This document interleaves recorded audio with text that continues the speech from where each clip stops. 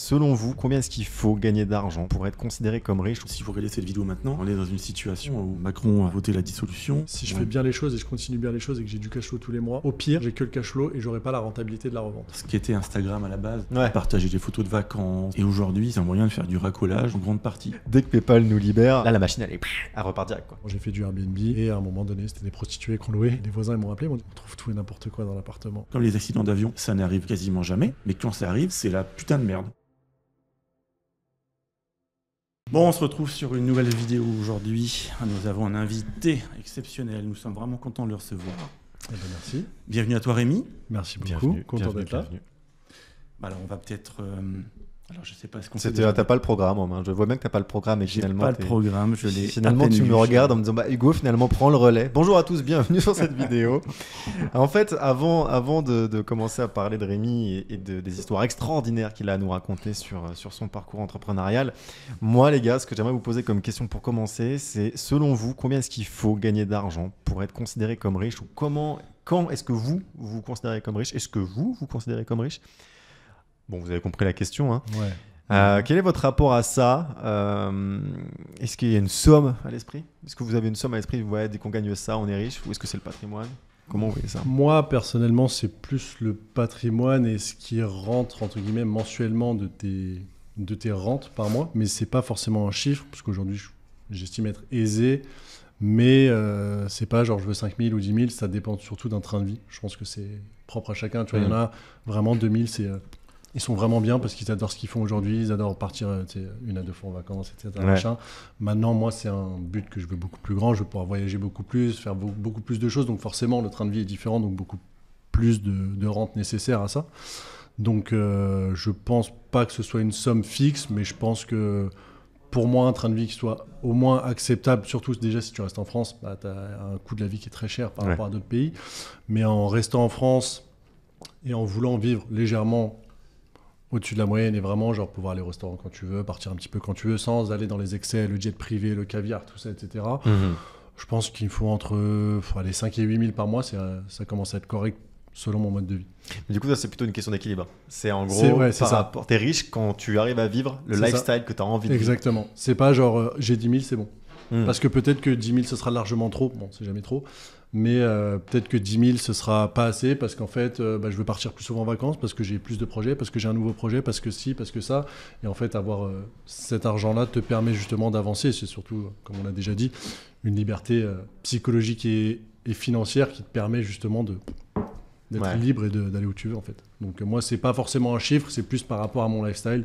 Dès que j'atteins ça et que je peux vivre de ça, ça me va. Putain, c'est beau, c'est joliment dit. Est-ce que tu as un truc aussi poétique ou toi tu vas être beaucoup plus cash. Non, mais je pense que ça dépend déjà de la situation de chacun. C'est-à-dire que ça dépend déjà où on vit. C'est ça. Ouais, bien sûr, bien sûr. Que ce soit en France déjà, même ou à l'étranger. Ça dépend de la situation de chacun. Si tu as des enfants, si tu as une famille, si tu as... Tu peux avoir énormément, tu peux avoir des parents handicapés, tu peux avoir beaucoup de choses qui rentrent en compte. Mais je considère qu'effectivement, en dessous de 10 000 euros par mois en France, c'est compliqué d'être considéré comme riche. Alors d'ailleurs, j'étais très énervé, je pense, peut-être comme vous, quand j'avais vu ces chiffres l'année passée, le barème là qui disait à partir de 3 413 euros machin, vous êtes riche. C'est totalement débile. Et ce qui est même dingue, c'est alors déjà en France, je trouve que c'est pas beaucoup du tout. Mais alors si on compare à l'étranger, si on prend la valeur dollar comme référence, puisque c'est encore aujourd'hui la référence, ce qui changera peut-être, mais 3 400 euros, ça fait quoi en dollars? Ça fait 3 600, 3 700. Allez, on est sur à la louche 45 000 dollars à l'année. Donc on est riche. En sachant que le salaire américain moyen, c'est 70 000 dollars moyen. Je parle même pas. Donc en fait, c'est ça. Tu dis, mais en fait, on est riche dans notre petit pays. Mais dès que tu sors, en fait, non. On est toujours le pauvre de quelqu'un. Oui. Mais on l'est de plus en plus. Aujourd'hui, la valeur de ce qu'on gagne ici en France est très très basse par rapport à d'autres pays. Et c'est vrai que si on prend les États-Unis en tête, mais pas que. En Asie, par exemple, là, j'ai réservé il y a 2 jours, donc je pars en Thaïlande pour un mois, là, donc là, un mélange un peu boulot-vacances. J'ai réservé donc un Airbnb. Bon, j'ai pris un truc bien, vraiment un truc sympa, il y a un condo en plein centre, etc. Mais les prix sont à peu près 2,5 fois plus chers qu'il y a 2 ans. L'arrivée des Russes, en Thaïlande, etc. Le marché a beaucoup bougé. Le marché post-Covid, énormément de tourisme. Et tu te rends compte, tu dis, ouais, en fait, avec nos euros, c'est que chi, quoi. Ouais. Et ça, c'est vrai en Thaïlande, c'est vrai en Indonésie. Enfin, moi, je l'ai vu à Bali aussi. J'y vais tous les ans presque depuis 5 ans. Et honnêtement, ça n'a rien à voir par rapport à la première année. La première année, tu sais, on disait, et on le dit toujours, tu sais, on peut manger pour 1 euro. Ouais. Pour 1 euro ou 2 euros. C'est ce qui se dit régulièrement. C'est de moins en moins vrai quand même. Effectivement, il y a encore des petits trucs vraiment paumés où tu peux manger pour 1 euro. Mais ça, c'est resté dans une croyance collective. Oui, non, mais t'inquiète pas, là-bas, tu manges pour 1 euro ou 2. Puis maintenant, quoi. Honnêtement, il te faut quand même le double. 3-4. Ce qui reste pas beaucoup par rapport à la France. Mais du coup, en fait, on ignore l'inflation et l'augmentation des prix qu'il y a là-bas. On n'en parle pas trop. On reste sur des croyances qui datent alors parce que ça va super vite. Le problème, c'est qu'on est confronté là-bas à un tourisme avec des gens issus de pays qui ont une force économique bien plus supérieure à la nôtre. Donc, évidemment, les prix, forcément, tu vois, c'est l'offre et la demande, et puis bon, les prix augmentent. Donc, c'est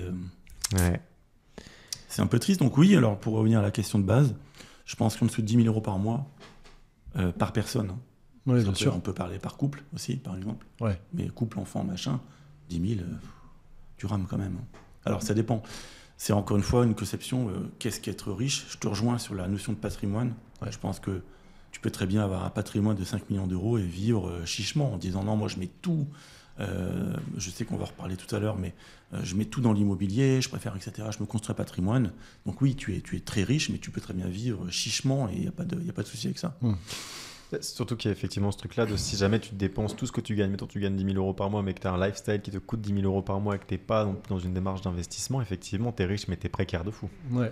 Tout moment, ça s'arrête et du coup, tu passes de riche, si on parlait de ce chiffre, mais si tu n'as rien comme patrimoine derrière et que tu n'as rien coffré, tu passes de riche à pauvre assez vite, quoi. Techniquement, dans ce sens-là, moi je trouve que quelqu'un est plus riche en gagnant 4 000 et en ayant un lifestyle de 1 000 ou 1 500 par mois en dépenses, et du coup avec une sorte d'économie de 2 500, plutôt qu'un mec qui gagne 10 000, qui claque 10 000, sans avoir aucun patrimoine, ou même pas en termes de patrimoine, même juste de côté, sur le compte, en cas de nécessité. Donc en vrai, il y a une notion de sécurité en fait, du coup. T'es riche quand t'es sécure. C'est ça. Quand t'as une démarche avec tes revenus et tes biens qui te sécurisent en fait dans tous les cas, ce qui fait que t'es pas en danger. Ouais, c'est ça. Être riche, c'est être en sécurité. Incroyable. C'est être en sécurité pour soi. Et je dirais même, au-delà de ça, même tu peux penser, puisque vous êtes plus jeune que moi, mais à partir du moment où tu as des enfants, tu dis aussi tu es riche quand tu sais que tu pourras aider tes enfants, tu pourras leur léguer quelque chose. Donc c'est évidemment, le patrimoine est très important là-dessus. C'est clair. Est-ce qu'on peut pas dire aussi qu'on est riche quand on ne pense plus à l'argent ? Moi je considère ça, c'est-à-dire que quelles que soient tes attentes, et comme tu disais tout à l'heure, on n'a pas forcément tous envie d'avoir un jet privé, de manger du caviar à la louche tous les midis, tu vois. Ouais, bien sûr. Moi, je trouve ça sympa, mais bon, c'est pas non plus mon but dans la vie, tu vois. Donc, Rémi m'expliquait son rapport au business tout à l'heure en off, quand justement il est entré dans un restaurant, etc. Et qu'il avait toujours cette démarche de penser, quel est le modèle économique, etc. Bon, dis-moi si je me trompe, mais je pense qu'on pensera toujours à l'argent. Oui. Indirectement, tu penseras toujours à l'argent, mais c'est vrai que, tu vois, moi je le vois ces dernières années, certes il y a l'inflation, je sais que tout coûte plus cher, etc. Mais pour autant, quand je fais les courses, je regarde pas forcément le prix, tu vois.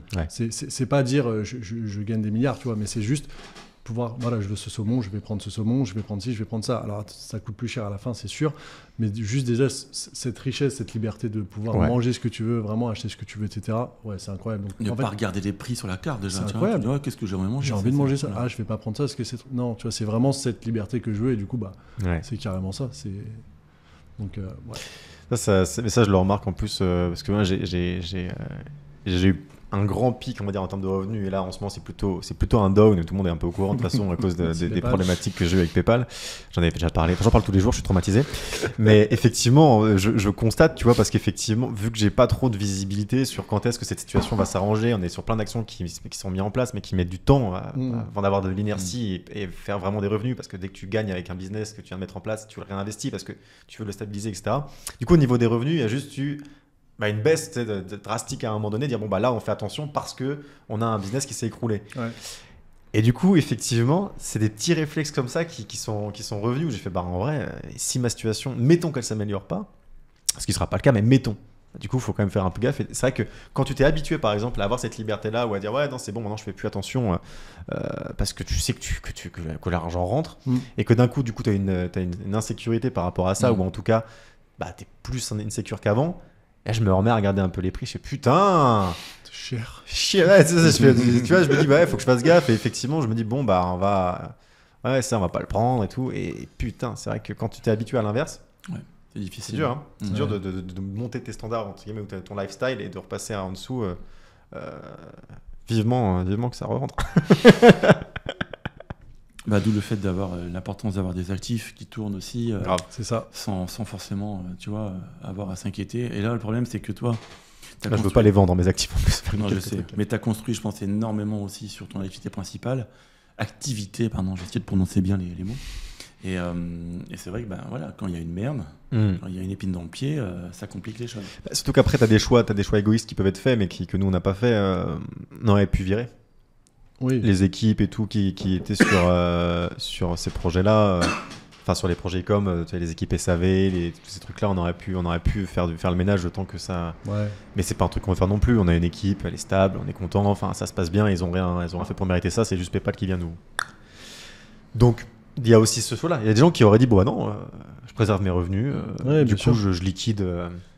Je liquide les trucs dont j'ai plus besoin actuellement. Nous, on fait le pari que ça va aller mieux au niveau e-com et que quand ça ira mieux, nos équipes seront toujours là, on sera toujours bien installés. Et puis. De toute façon, c'est un peu. Ce que j'aime dire, c'est tu vois les meilleurs bateaux dans les pires tempêtes, tu vois. Donc là, en vrai, si vous faites un gros down à cause de PayPal ou autre, et que derrière vous arrivez à vous sortir avec le même équipage, c'est que derrière vous allez être 3 fois plus fort. Pas forcément plus d'argent, parce que vous en aurez perdu entre temps, vous allez perdre des plumes à cause de tout ce qui se passe, mais vous allez repartir 10 fois plus fort. Grave. Donc en vrai. Pour moi, c'est le bon choix en tout cas. Ouais, en tout cas, c'est le choix où on est le plus à l'aise. Même s'il faut regarder quand on fait nos courses. Non, c'est vrai aussi que quand tu as formé des gens, tu as des gens qui sont formés sur des process et que ça se passe bien, tu vires tout le monde. Dans 6 mois, les choses repartent. C'est du boulot, tu remets du temps. Et là, tu dis mince, faut recruter. Ouais. Alors, ces personnes-là vont peut-être vous dire écoute, allez vous faire. Moi, j'ai trouvé autre chose, donc non, c'est bon. Donc, il faut retrouver des gens compétents, il faut les reformer, etc. Quelle perte de temps. Et surtout, de toute façon, il faut bien se dire une chose, c'est que si tu te sépares de ces personnes, ça va être encore beaucoup plus dur pour rattraper le niveau. Grave, bien sûr. Donc, c'est pour ça, c'est pas que humain, c'est aussi une forme de stratégie là-dedans. C'est aussi un choix de dire, bon, en fait, si on est débloqué demain, enfin, si ça va mieux demain au niveau des fournisseurs de paiement, et qu'on a tout détruit au niveau de la structure, effectivement, relancer la machine va être très long, quoi. Alors que là, effectivement, dès que PayPal nous libère, d'ailleurs, on a un call le 30 juin, là, je croise les doigts, dès que PayPal nous libère, là, la machine, elle repart direct, quoi. Il n'y a pas de bon, du coup, qu'est-ce qu'on fait ? On a déjà tout préparé, tout le terrain est prêt, on est prêt à remettre des budgets pub colossaux dès qu'on est à nouveau prêt. Donc, on a des boutiques en commun, en plus avec Rémi, il attend ses parts, là. J'attends justement d'être riche. Il a des intéressements sur certains shops qu'on a fait plus ou moins ensemble. Et du coup, c'est vrai qu'au moment où on s'est associé sur ces trucs-là, on a dit bon, sur ce site-là, on dit que tu prends 10-15% du bénéfice, je me rappelle même plus. Tu vois, tellement ça fait longtemps. 50, oui, bon, 60, on en reparlera. et en fait, du coup, c'est un mois après, même pas. Bon, on a plus de moyens de paiement, voilà. Donc, écoute, tes intéressements là-dessus pour l'instant, bon, on en reparlera quand on ira mieux. Ça, c'est le move. Tu sais, on avait évoqué pendant le deal, enfin la négociation en quelque sorte, à part catastrophe ou à part si directement un mois après la catastrophe, le pire scénario, effectivement, on peut plus diffuser nos pubs, voilà. Au calme. Parce que c'était un shop que Rémi voulait vendre initialement, et puis tu me dis, mec, nous on va le faire tourner, ça va faire de l'oseille continuellement. Putain, plus ça. Le pire plan. Non, ça va revenir. Bien sûr. Comme on a dit, dès qu'on est débloqué, ça repart direct. On a toutes les équipes et tout. Donc bon. Parfait.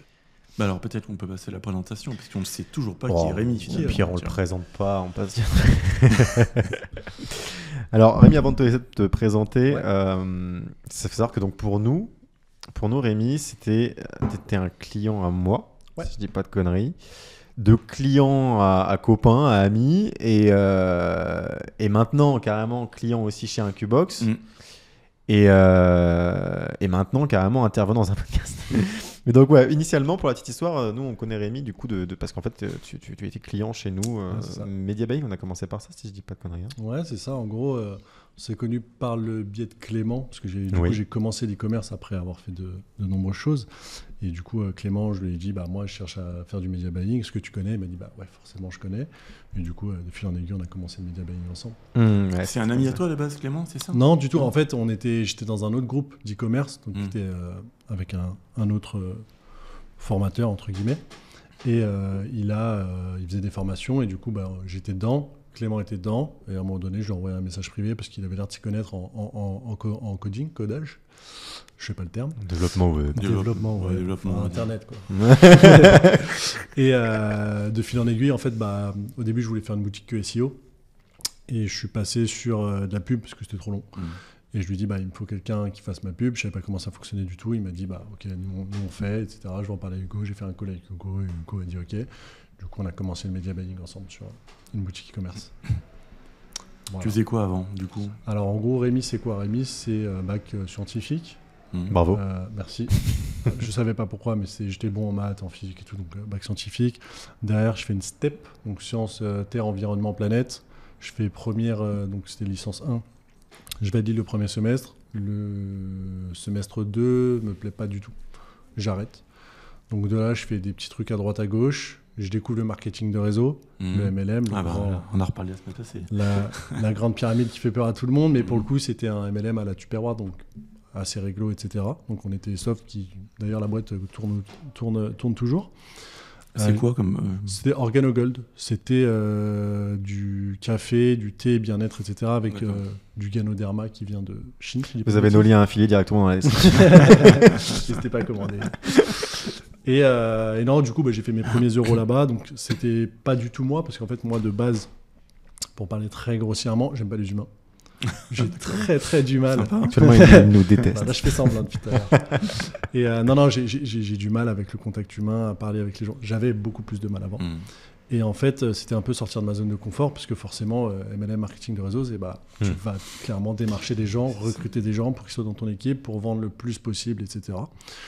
Donc j'ai fait mes premiers euros comme ça, etc. À un moment donné, ça m'a saoulé. J'ai arrêté. Et là est arrivé le drame. Donc le drame ou pas, j'ai commencé trading via un ami du coup que j'ai rencontré dans le marketing de réseau. Donc il me parle du trading, il commence à me parler du trading. Donc moi je connaissais pas, je commence au début, je mets 500 €, on essaye. Et on était avec une dame, Jennifer Guérin, je dis son nom parce que si jamais on la retrouve. Là il y a l'équipe d'enquêteurs. Ouais mais t'inquiète pas, on a une audience. Ça va vite. Sur Twitter ça va vite, attention. Sur X pardon. Et du coup, je commence avec des petits euros. Et en fait, cette dame, on était sur une plateforme, je ne sais même plus le nom. En gros, elle avait accès à nos comptes, parce qu'elle avait nos mots de passe, etc. Et en fait, vu que je ne savais pas comment ça se passait, en fait, elle me disait quoi prendre, quand prendre, quel volume. Et des fois même, elle agissait pour moi. Les premiers mois, ça se passe très bien. Je remets plus, jusqu'à 20 000 €. Et pour te dire que ça passait très très bien, c'était des volumes qui sont aberrants. Ça ne vous parle peut-être pas, mais c'était des volumes de 20. Ça n'a aucun sens. Et ça n'a aucun sens. En un mois et demi, on était à 1 million quasiment de gains. Et donc, nous, on était tout feu tout flamme parce que je le faisais avec un ami.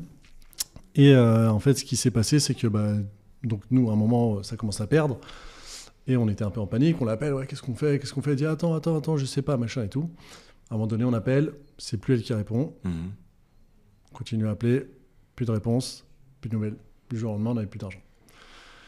La descente aux enfers. C'était exactement ça. C'était l'euphorie on était en train de se dire, ok, on va faire créer une maison, une villa, piscine. Moi, je t'invite dans ma piscine dans le sud parce que je te fais créer ça et tout. On n'a rien. Surtout qu'à cet âge-là, j'avais un peu de sous de côté, mais c'est quasiment ma mère qui m'a tout prêté. Je n'ai pas honte de le dire. Elle m'a bien aidé parce qu'elle a cru en moi, etc. Mais c'est en Jennifer qu'il fallait croire. C'était en Jennifer qu'il fallait croire, mais il fallait pas lui faire confiance. Elle avait le vrai process pour gagner. Et très bon modèle économique d'ailleurs, parce que je me suis fait voir. Après, j'étais l'arnaque et le scam, on en parlait, c'est vrai que c'est un très bon modèle économique. Ah ouais, non mais c'est fou. Et du coup, on a perdu moins 20 000 €, lui quasiment 40 000 €. Ça fait mal quand même. Ça fait mal, surtout que c'est pas ton argent, t'as pas de taf, tu sais, j'avais rien. Donc j'étais très très très très très mal. Mais donc j'ai eu une période assez sombre. Donc je passerai. Et en gros, dans le malheur, en fait, j'ai adoré le trading. Genre, j'adorais parce qu'en fait, pendant qu'on faisait ces sommes faramineuses, moi, elle nous donnait quand même des petits trucs à suivre, des liens, la macroéconomie, la géopolitique, etc. Et ça, je commençais à prendre. C'est trop sympa de ça. C'était gentil en vrai, parce que c'était genre pour mettre mon œil sur un autre truc. Regarde pas les courbes, ça sert à rien. Et en fait, j'ai adoré le trading. Vraiment, j'ai kiffé ça de fou. Et en fait, je me suis dit, ok, j'adore ça, comment on fait? Et de là, en fait, je suis allé travailler à Carrefour la nuit, de 3h à 9h. Je remplissais des pâtes à l'ail des roses. Et du coup, j'ai fait mes premiers... En gros, je me suis refait un capital d'un peu plus de 10 000 euros que je mettais de côté pendant 1 an et demi, 2 ans, je crois, quelque chose comme ça. Et pendant ce temps, je me formais en compte de démonstration. Donc j'ai commencé en compte de démo et en fait j'appliquais tout ce que j'ai acheté des livres du Karen Pelloy pour Ishimoku, François Baron, le chartisme, etc. J'ai bouffé du livre. Alors je supporte pas les livres, surtout le chartisme, il est épais comme ça, peut-être 900 pages juste de courbes. Et en fait de fil en aiguille, j'y arrivais de plus en plus sur le compte démo. Et au bout d'un moment j'ai dit ok, j'y retourne à mon compte tout seul, personne avec moi, juste avec un courtier, donc un courtier européen qui est anglais. Et j'ai commencé à faire mes premiers euros, des petits take profits. On était à 10 euros. Au début, 1 par jour, 2 par jour, 3 par jour. Après, j'ai augmenté un petit peu le pourcentage, forcément, vu que j'avais un plus gros capital. Et toujours avec un plan de trading très tenu, très strict, parce qu'il faut une stratégie de trading qui est... Enfin, je trouve que le plan de trading et la stratégie et la psychologie fait 80% du travail, entre guillemets, parce que après, c'est que l'analyse de courbes et macro et géopolitique à côté. Et tu as une... conscience du risque qui est géré, tu peux trader. C'est-à-dire qu'il y en a beaucoup, ils mettent un truc, on met un volume, on espère les étoiles, au pire je perds. Moi c'est pas du tout ça, tout est réfléchi, au moment où je rentre en position c'est fait. Et de fil en aiguille, du coup j'arrive à me faire un petit peu de revenus, donc je rembourse mes dettes à ma mère. En fait j'apprends, et bon, aujourd'hui j'en vis très très largement. Alors je m'en sers pas directement parce que c'est ce que j'appelle, c'est ma retraite, donc pour moi je suis à la retraite. J'ai un très très bon matelas de sécurité. T'as quel âge, Rémi ? 30 ans. 30 ans. C'est bien, c'est beau, t'as la retraite à 100 ans. Ouais, c'est ça. C'est ce que je veux dire. Alors, ma ouais. retraite n'existe pas parce que je ferai toujours des trucs et je travaillerai toujours, mais techniquement, ma retraite est assurée selon mes critères. Et du coup, en fait, maintenant, je passe beaucoup moins de temps. Avant, j'étais vraiment une sorte de scalper, donc vraiment sur le marché. Ouais, les micros. Ouais, tu rentres 10 secondes, tu sors, quoi, c'est fini. Tu prends tes X% sur quelques secondes, mais ça, à terme, c'est pas. Enfin, pour moi, c'est pas viable, c'est pas le modèle que je voulais. C'est trop. Émotionnellement, psychologiquement, c'est très très dur parce que tu fais une perte, il te faut 2 gains. Si tu as un ratio de win rate de 1-1, il te faut 2 gains pour une perte à chaque fois. Donc c'est psychologiquement dur.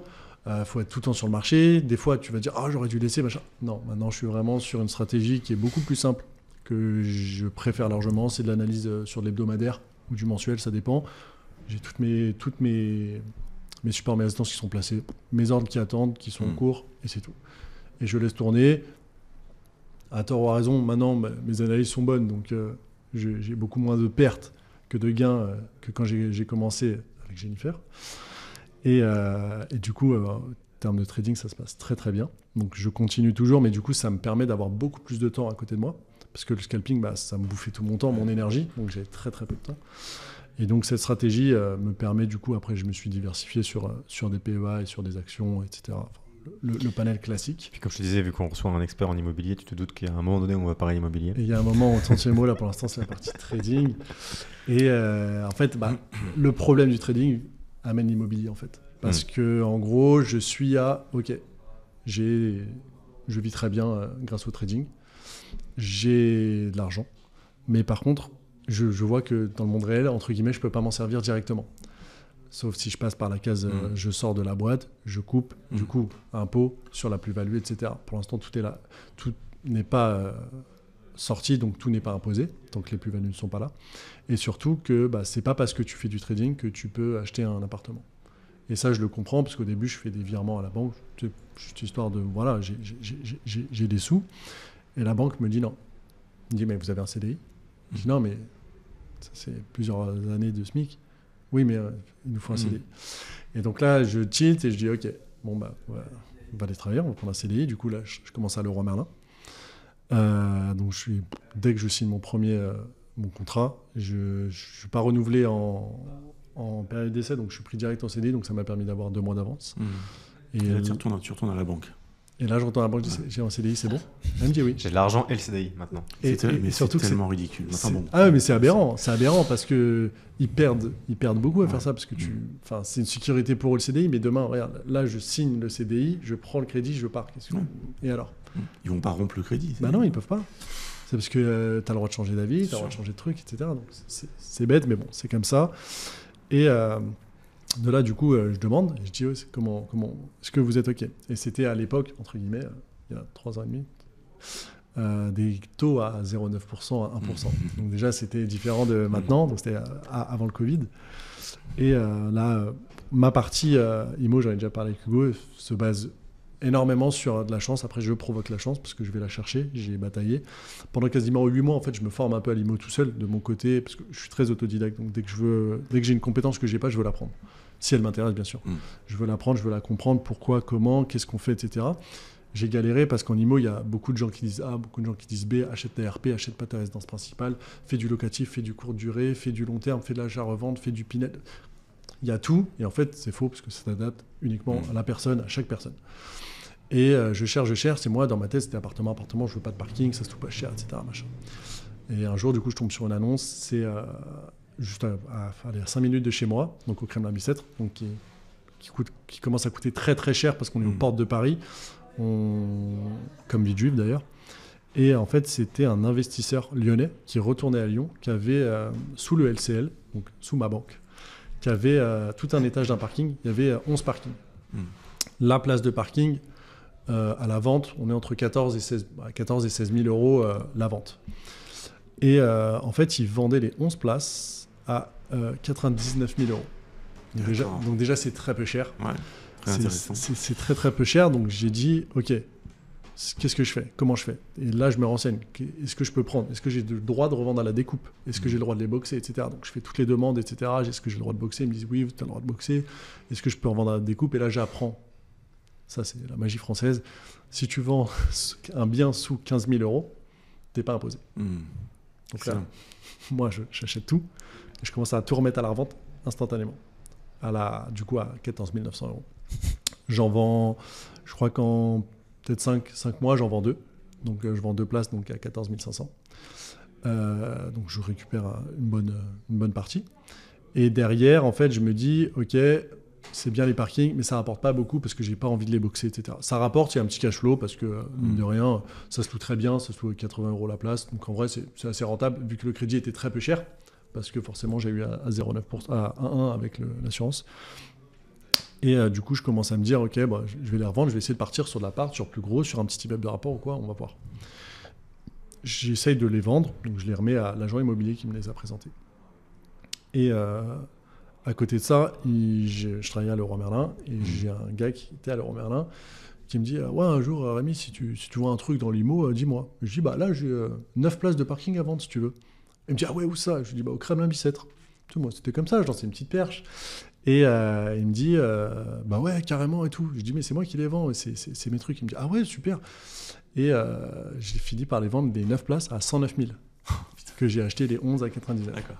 Donc je fais, après impôt sur plus-value, je fais en 35 000. C'est sympathique, quoi. Donc c'est un premier achat-revente très propre et en fait qui m'a permis, du coup, c'est un peu de la chance parce que avoir ce timing-là où le mec met l'annonce le matin, je l'ai le soir, j'ai fait la proposition le lendemain matin, c'était quasiment signé. Je tombe sur une notaire qui est incroyable. Elle m'explique tout, tu vois, et au début, c'est ça que j'ai peur dans l'IMO, c'est que, est-ce qu'un notaire va pas être véreux, est-ce qu'il va pas m'arnaquer, tu sais, t'as peur, je suis tout seul, je vais poser peut-être 10-15 000 euros sur la table, est-ce que, tu sais, j'avais énormément de crainte sur ça, et en fait, j'étais accompagné de fou. Et ça m'a aidé, et ça m'a conforté dans l'idée où, ok, l'immobilier, c'est mon truc, alors qu'au début, j'aimais pas ça du tout, et j'aimais pas les parkings, et au final, j'ai commencé l'IMO par les parkings.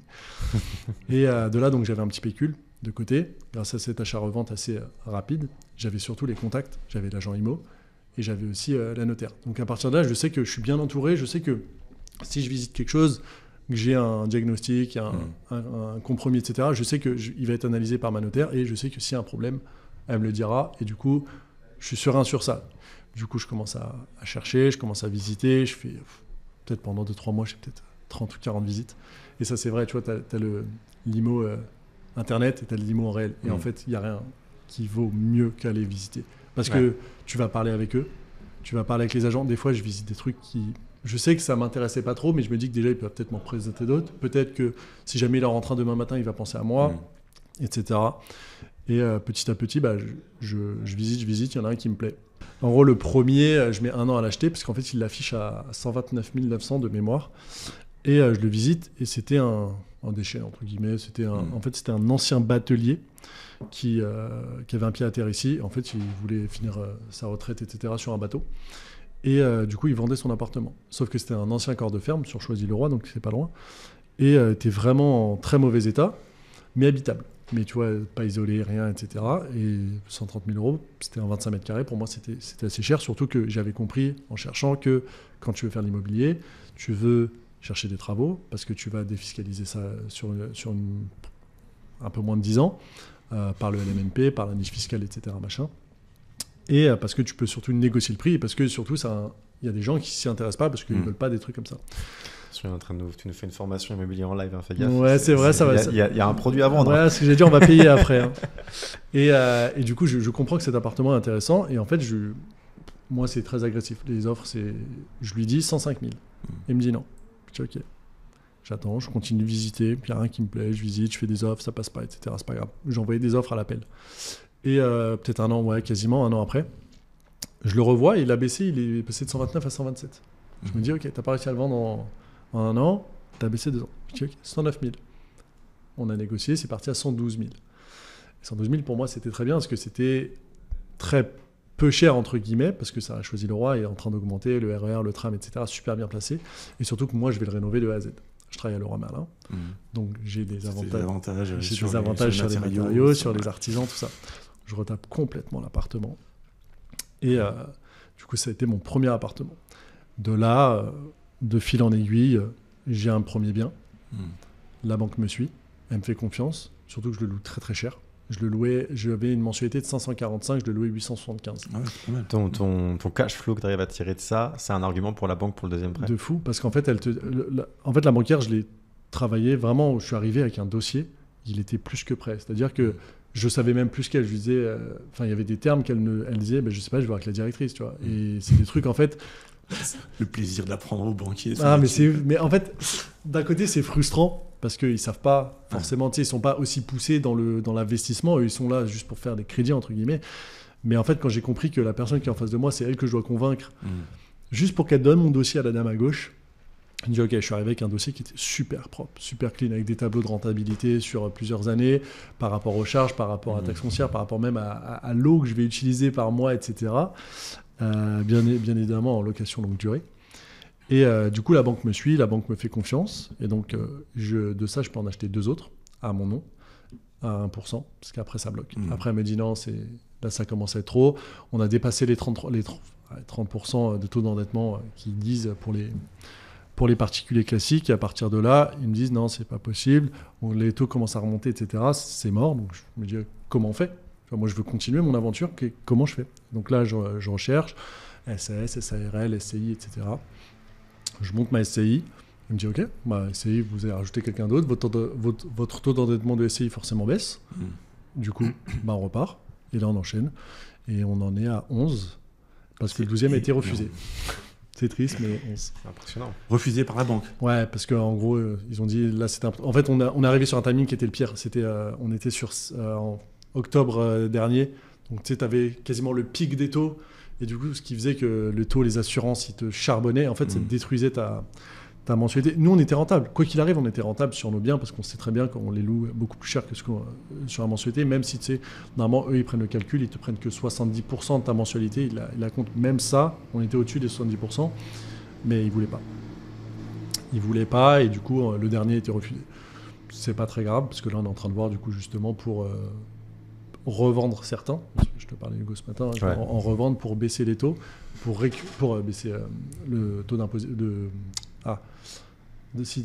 Non, pas d'imposition, le taux d'endettement. Oui, mais bien sûr. Le taux d'endettement et surtout avoir de la liquidité pour pouvoir repartir. Parce que là, on aimerait justement faire un petit coup un peu plus grand, genre un immeuble de rapport. C'est comme ils appellent, un immeuble avec 3, 4, 5 apparts. Tu vas rénover complètement. À rénover, bien évidemment, pour la fiscalité, etc.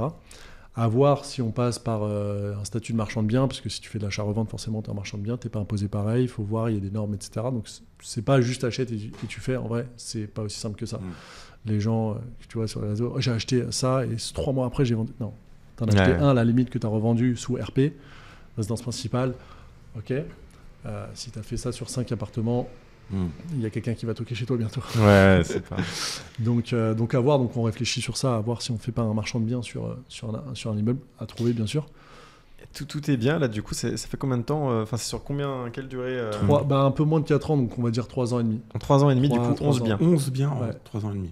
En fait, comme je t'ai dit, j'ai eu une part de chance sur le début qui m'a fait qu'on était sur un timing qui était incroyable, 1%. Je trouve un truc, je le négocie de fou. Donc en fait, le premier, et moi c'est ce que je dis à ceux qui me demandent des conseils sur l'IMO, c'est le premier bien, fait absolument tout. Ton premier bien, tu vas montrer à la banque, regarde, tu me fais confiance, regarde comment je te rends. Tous les mois, tu as ton argent, hop, etc. Et en plus, tu vois que mon compte bancaire augmente. C'est-à-dire que je te rends, je paye ce que j'ai à payer, et en plus, mon compte bancaire augmente. Donc tu vois, en termes de satisfaction client, les banques adorent. Aujourd'hui, je trouve que ça a un petit peu changé. Ils sont plus regardants sur le taux d'endettement, pas taux d'endettement, tu vois. Ouais. Alors, je te dis ça, ça fait encore que 6 mois, ça n'a pas non plus drastiquement changé, mais parce que les taux sont plus hauts, parce que les banques sont un peu plus frileuses à prêter aujourd'hui, etc., ça a changé un petit peu. Maintenant, quand j'ai acheté le premier à 3 ans et demi, c'était vraiment en gros, est-ce que tu vas avoir plus de cash flow que... Et là, oui, tu vois. Et après, à côté de ça, c'est bien sûr tenue de compte, entre guillemets, propre. Bon père de famille. C'est ça, c'est exactement ça. Faut pas que tu vois ton compte derrière, tes 300 qui sortent supplémentaires de cash flow, aillent sur des virements annexes. Ils aiment pas que tu tires du cash, voilà. ils aiment pas le casino. C'est ça. Ils voient que ça. tu fais tes courses, ils voient machin. Enfin, ils regardent pas vraiment, mais tu vois, il n'y a pas de problème là-dessus et du coup, elles te suivent. Donc c'est allé assez rapidement et le dernier on a été refusé parce que je pense que c'est un concours de circonstances. Après c'est peut-être une bonne chose, tu vois. Moi je suis toujours sur une porte se ferme, une fenêtre s'ouvre. Peut-être que c'est parce qu'on ne devait pas prendre un appartement et peut-être revendre pour repartir en passant marchand de biens, appartement, à voir, tu vois. Et t'as pas la possibilité dans ces cas-là aussi de faire concurrence entre guillemets avec une autre banque? Si. En fait tu peux maintenant tous les biens sont à la même banque. Tu auras plus de poids. Il n'y a pas de débat. Tu peux aller concurrencer quelqu'un d'autre, mais déjà, tu vas devoir décaler tous les crédits là-bas. C'est déjà compliqué. C'est compliqué, c'est ça. Et c'est que si tu as réussi à avoir la confiance d'une banque, surtout que quand on t'accorde, entre guillemets, autant de crédit, c'est que ce n'est pas la conseillère qui est d'accord avec toi. C'est que la banque, la directrice, etc., OK, sur le sujet, Rémi, OK, on peut accorder X parce qu'il y a ça de preuve, etc. En fait, tu as une ancienneté, tu as de l'expérience avec une banque qui fait que si tu repars, tu peux essayer d'aller voir d'autres banques et lui dire, voilà, comment on fait, etc. Moi, ils veulent pas me prêter, ce que vous le faites. Tu peux, mais si ça passe pas avec celle où tu as déjà plein de crédits qui t'accordent ta confiance, il y a peu de chance. C'est un peu difficile. Mais alors, du coup, tu es bloqué là, c'est-à-dire que... Pour l'instant, là, on est, entre guillemets, on est bloqué. Et qu'est-ce qui pourra débloquer la situation? Plusieurs choses. Les taux redescendent. Nouvel essai avec un autre conseiller. Après, il n'y a pas forcément de chance sur ça, mais c'est plus peut-être refaire un peu le dossier, les taux qui descendent, les assurances qui descendent, et après, comme tu dis, revendre les premiers, parce que c'est bien aussi, tu vois, la LMNP me permet à moi de défiscaliser à titre personnel pendant quasiment 8 ans sur les 3 premiers biens que j'ai eu à titre personnel. Donc en fait, revendre cela et repartir que sur la SCI, ça me baisse mon taux d'endettement, ça m'augmente ma liquidité, et du coup forcément pouvoir reprendre. Et pas faire l'erreur peut-être qu'on a fait, c'est prendre que des appartements uniques, tu vois. Au lieu de prendre, tu vois, par exemple, tu prends 3 appartements à 100 000 et tu prends un immeuble de rapport de 5 appartements à 300 000.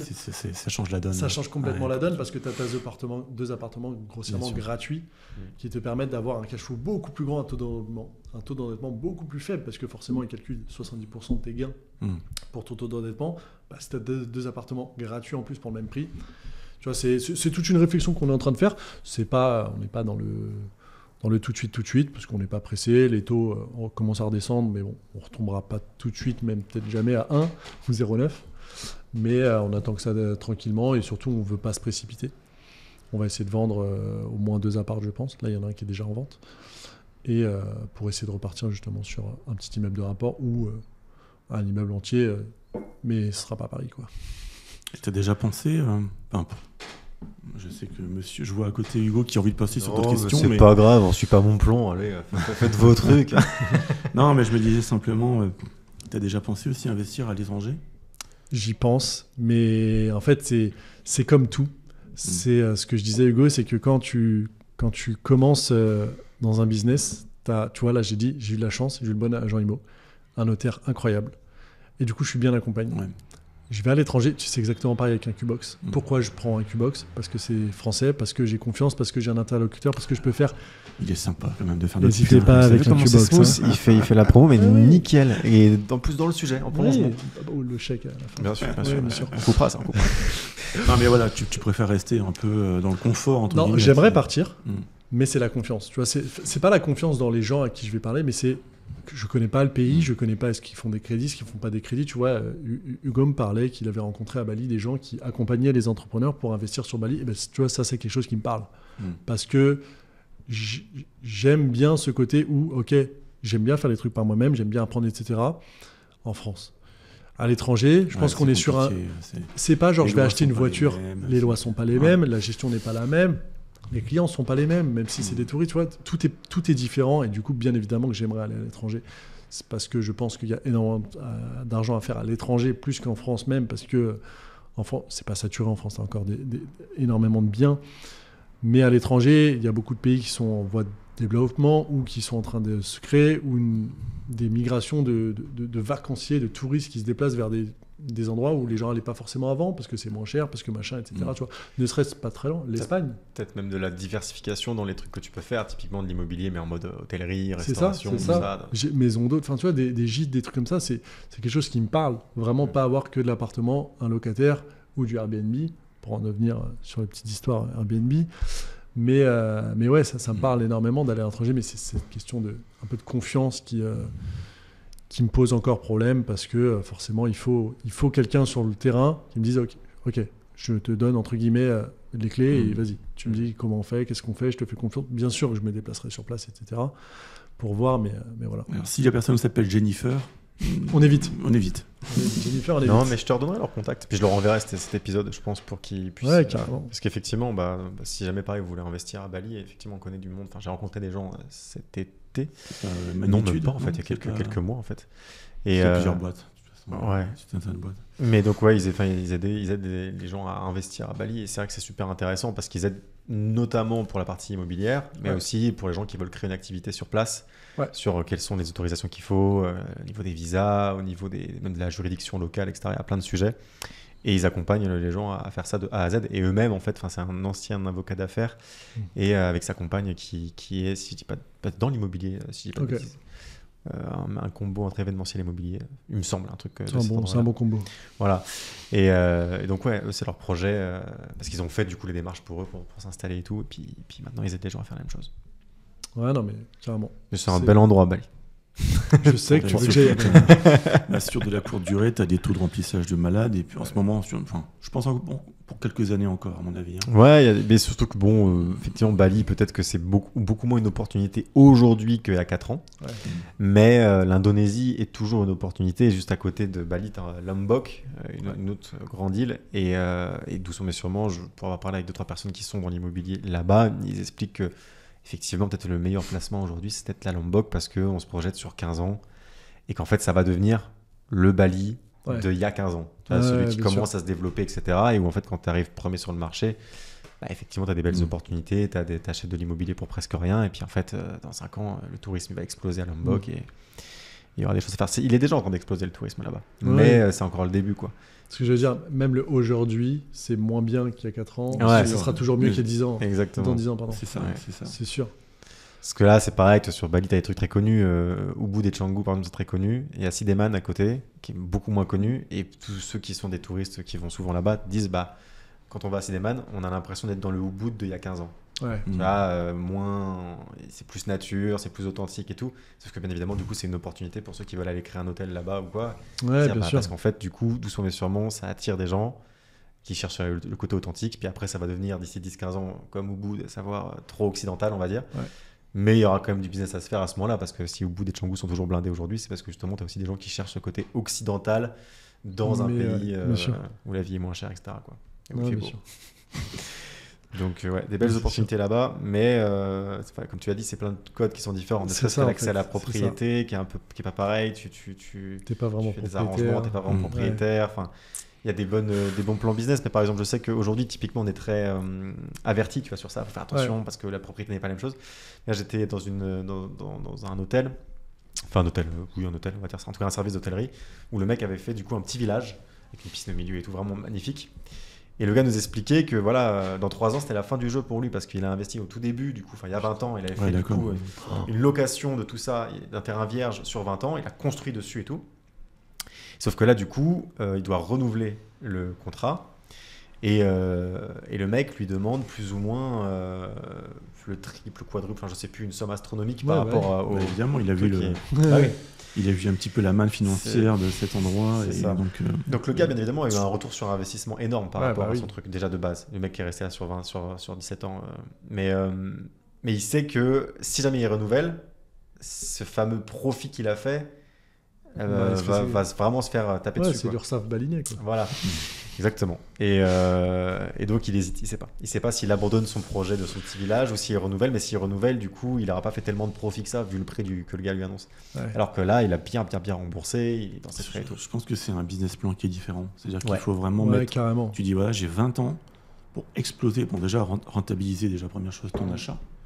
De rendement, enfin de rentabilité en 5-6 ans sur ton achat. En général, c'est ce que j'avais cru comprendre aussi. Enfin, j'avais compris moi entre 5 et 10, mais bon, ça je pense que ça dépend aussi du bien, la situation, de beaucoup de choses. Et puis après, c'est que du bonus. Puis à la fin, il faut accepter, dire tiens, je te rends les clés. Être prêt à déjà partir sur autre chose. Ouais, c'est ça exactement. Puis tu fais pas de levée, quoi. C'est ça, et tu vois, pour répondre à ta question, c'est vraiment de l'IMO qui est complètement différent. Tu fais de l'IMO, mais déjà tu feras pas de la location à longue durée, un bail d'1 an ou 3 ans. Non, c'est ridicule. C'est complètement différent, même ta vision, tu vois, de l'IMO est différente parce que tu sais que l'appartement derrière n'est pas à toi, tu peux pas revendre pour plus-value, tu vois. Par exemple, quand tu achètes en LMNP, tu sais que tu vas défiscaliser, tu n'auras pas d'impôt quasiment pendant 5, 8, 10 ans. Tu sais que derrière tu revends, si c'est en résidence principale, hop, t'as pas d'impôt, tu fais vraiment un bon cash sur 5 ans, tu vois. Là-bas, tu sais que cette stratégie, tu pourras pas l'avoir. Mais est-ce que tu n'as pas peur que ça arrive en France ? On en parle depuis un moment quand même, de cette perspective d'une loi qui ferait que le terrain resterait à l'État et que quelque part, tu n'aurais que les murs. C'est le même principe, hein, modo, tu vois. Sauf que ce sera l'État qui sera... J'avoue que ça fait un moment qu'ils en parlent. C'est toujours repoussé. Donc déjà, j'espère qu'ils vont le faire le plus tard possible. Et après, je ne sais pas dans quelle mesure, tu vois. Est-ce que ça va être pareil, genre en baliné, genre tu rends les clés, vraiment c'est plus à toi, tu peux rien faire, ou tu as des frais, genre par exemple juste des frais de notaire, comme quoi on transfère la propriété, ou est-ce que c'est pendant 100 ans, parce que je crois qu'il parlait d'un truc pendant 99 ans, un peu comme la Suisse, ou des trucs comme ça, ou 90 ans.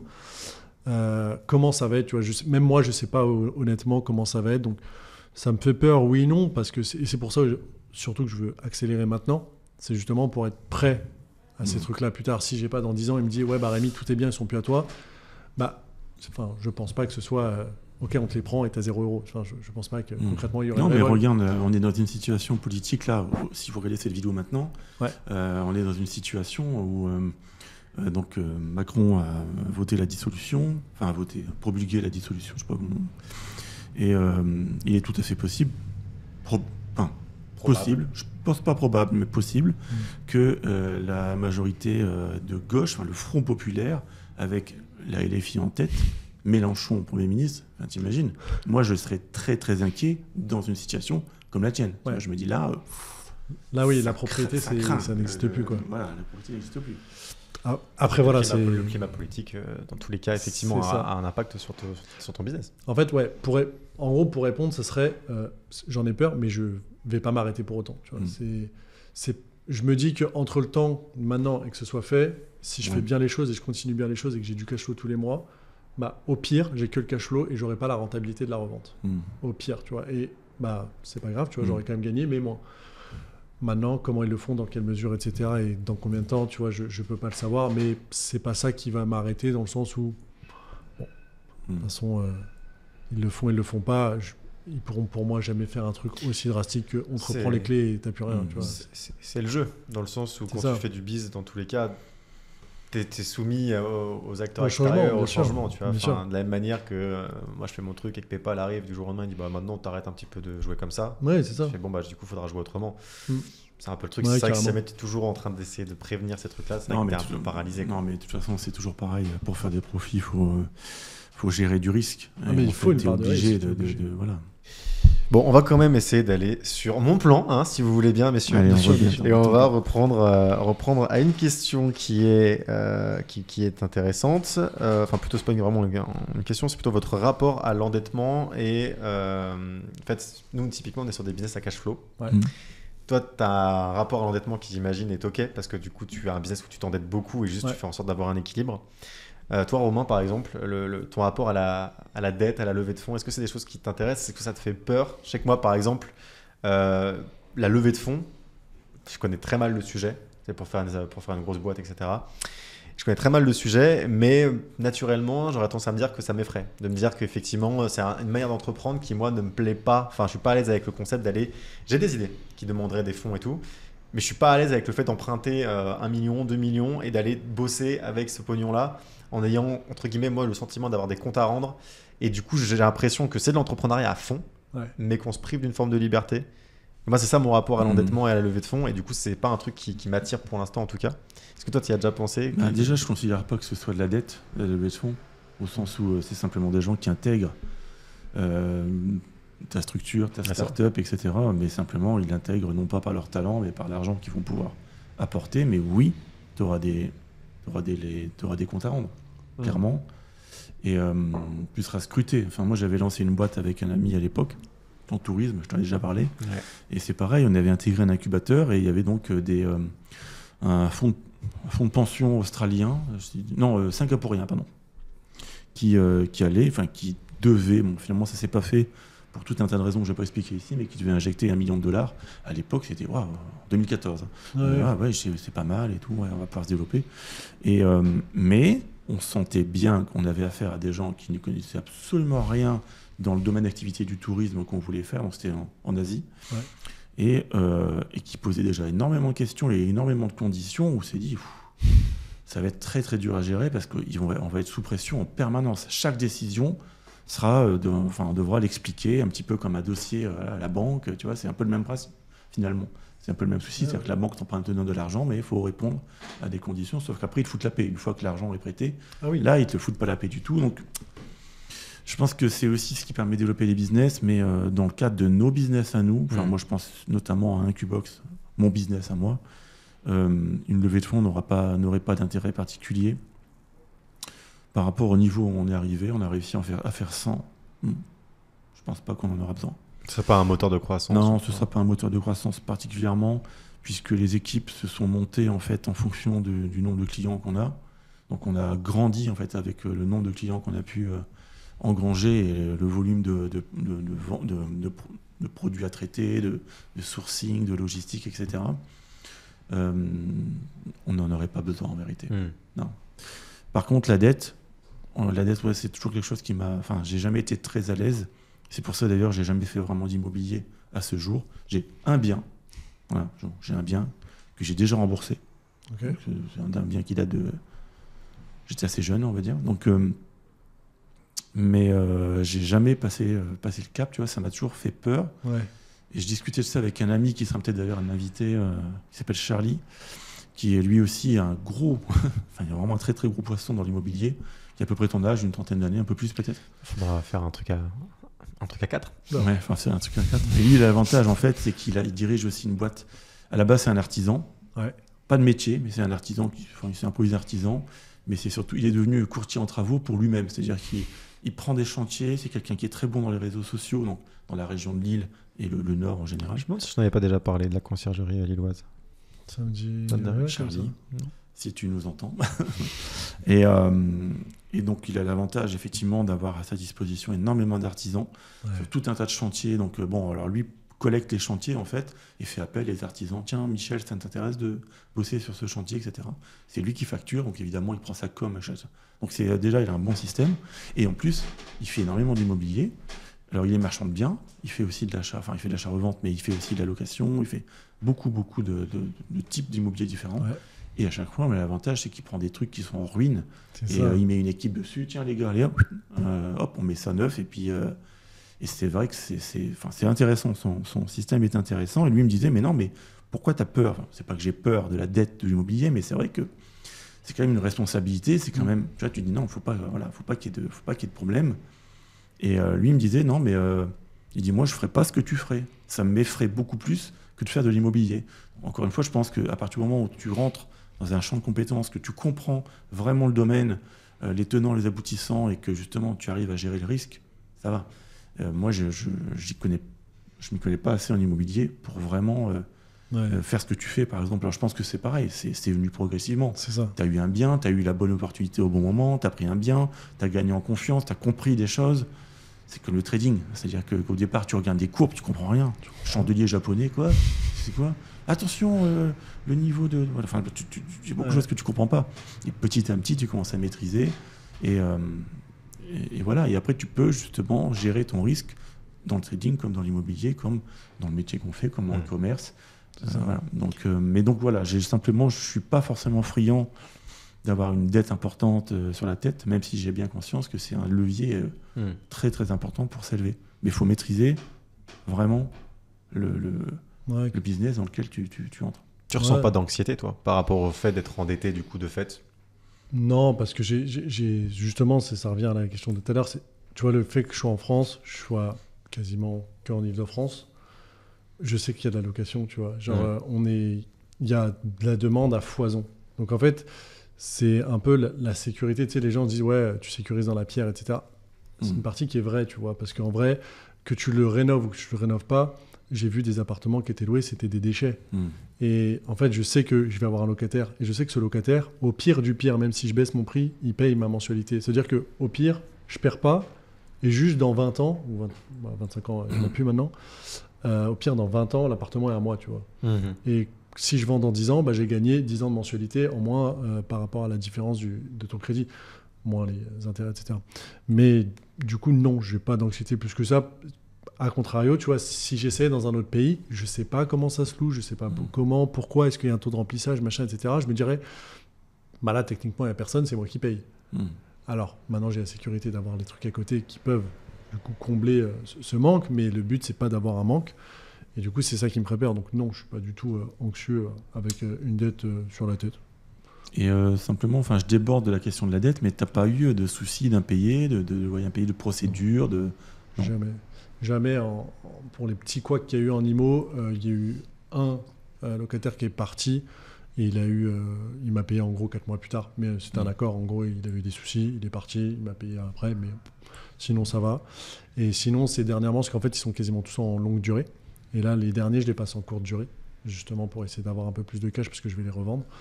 Et donc, il y en a un, il y a eu un problème, c'est justement, j'ai fait du Airbnb, et à un moment donné, c'était des prostituées qu'on louait. Et du coup, hop là, un mot-clé sur la miniature. Prostituées. Il loue à des prostituées.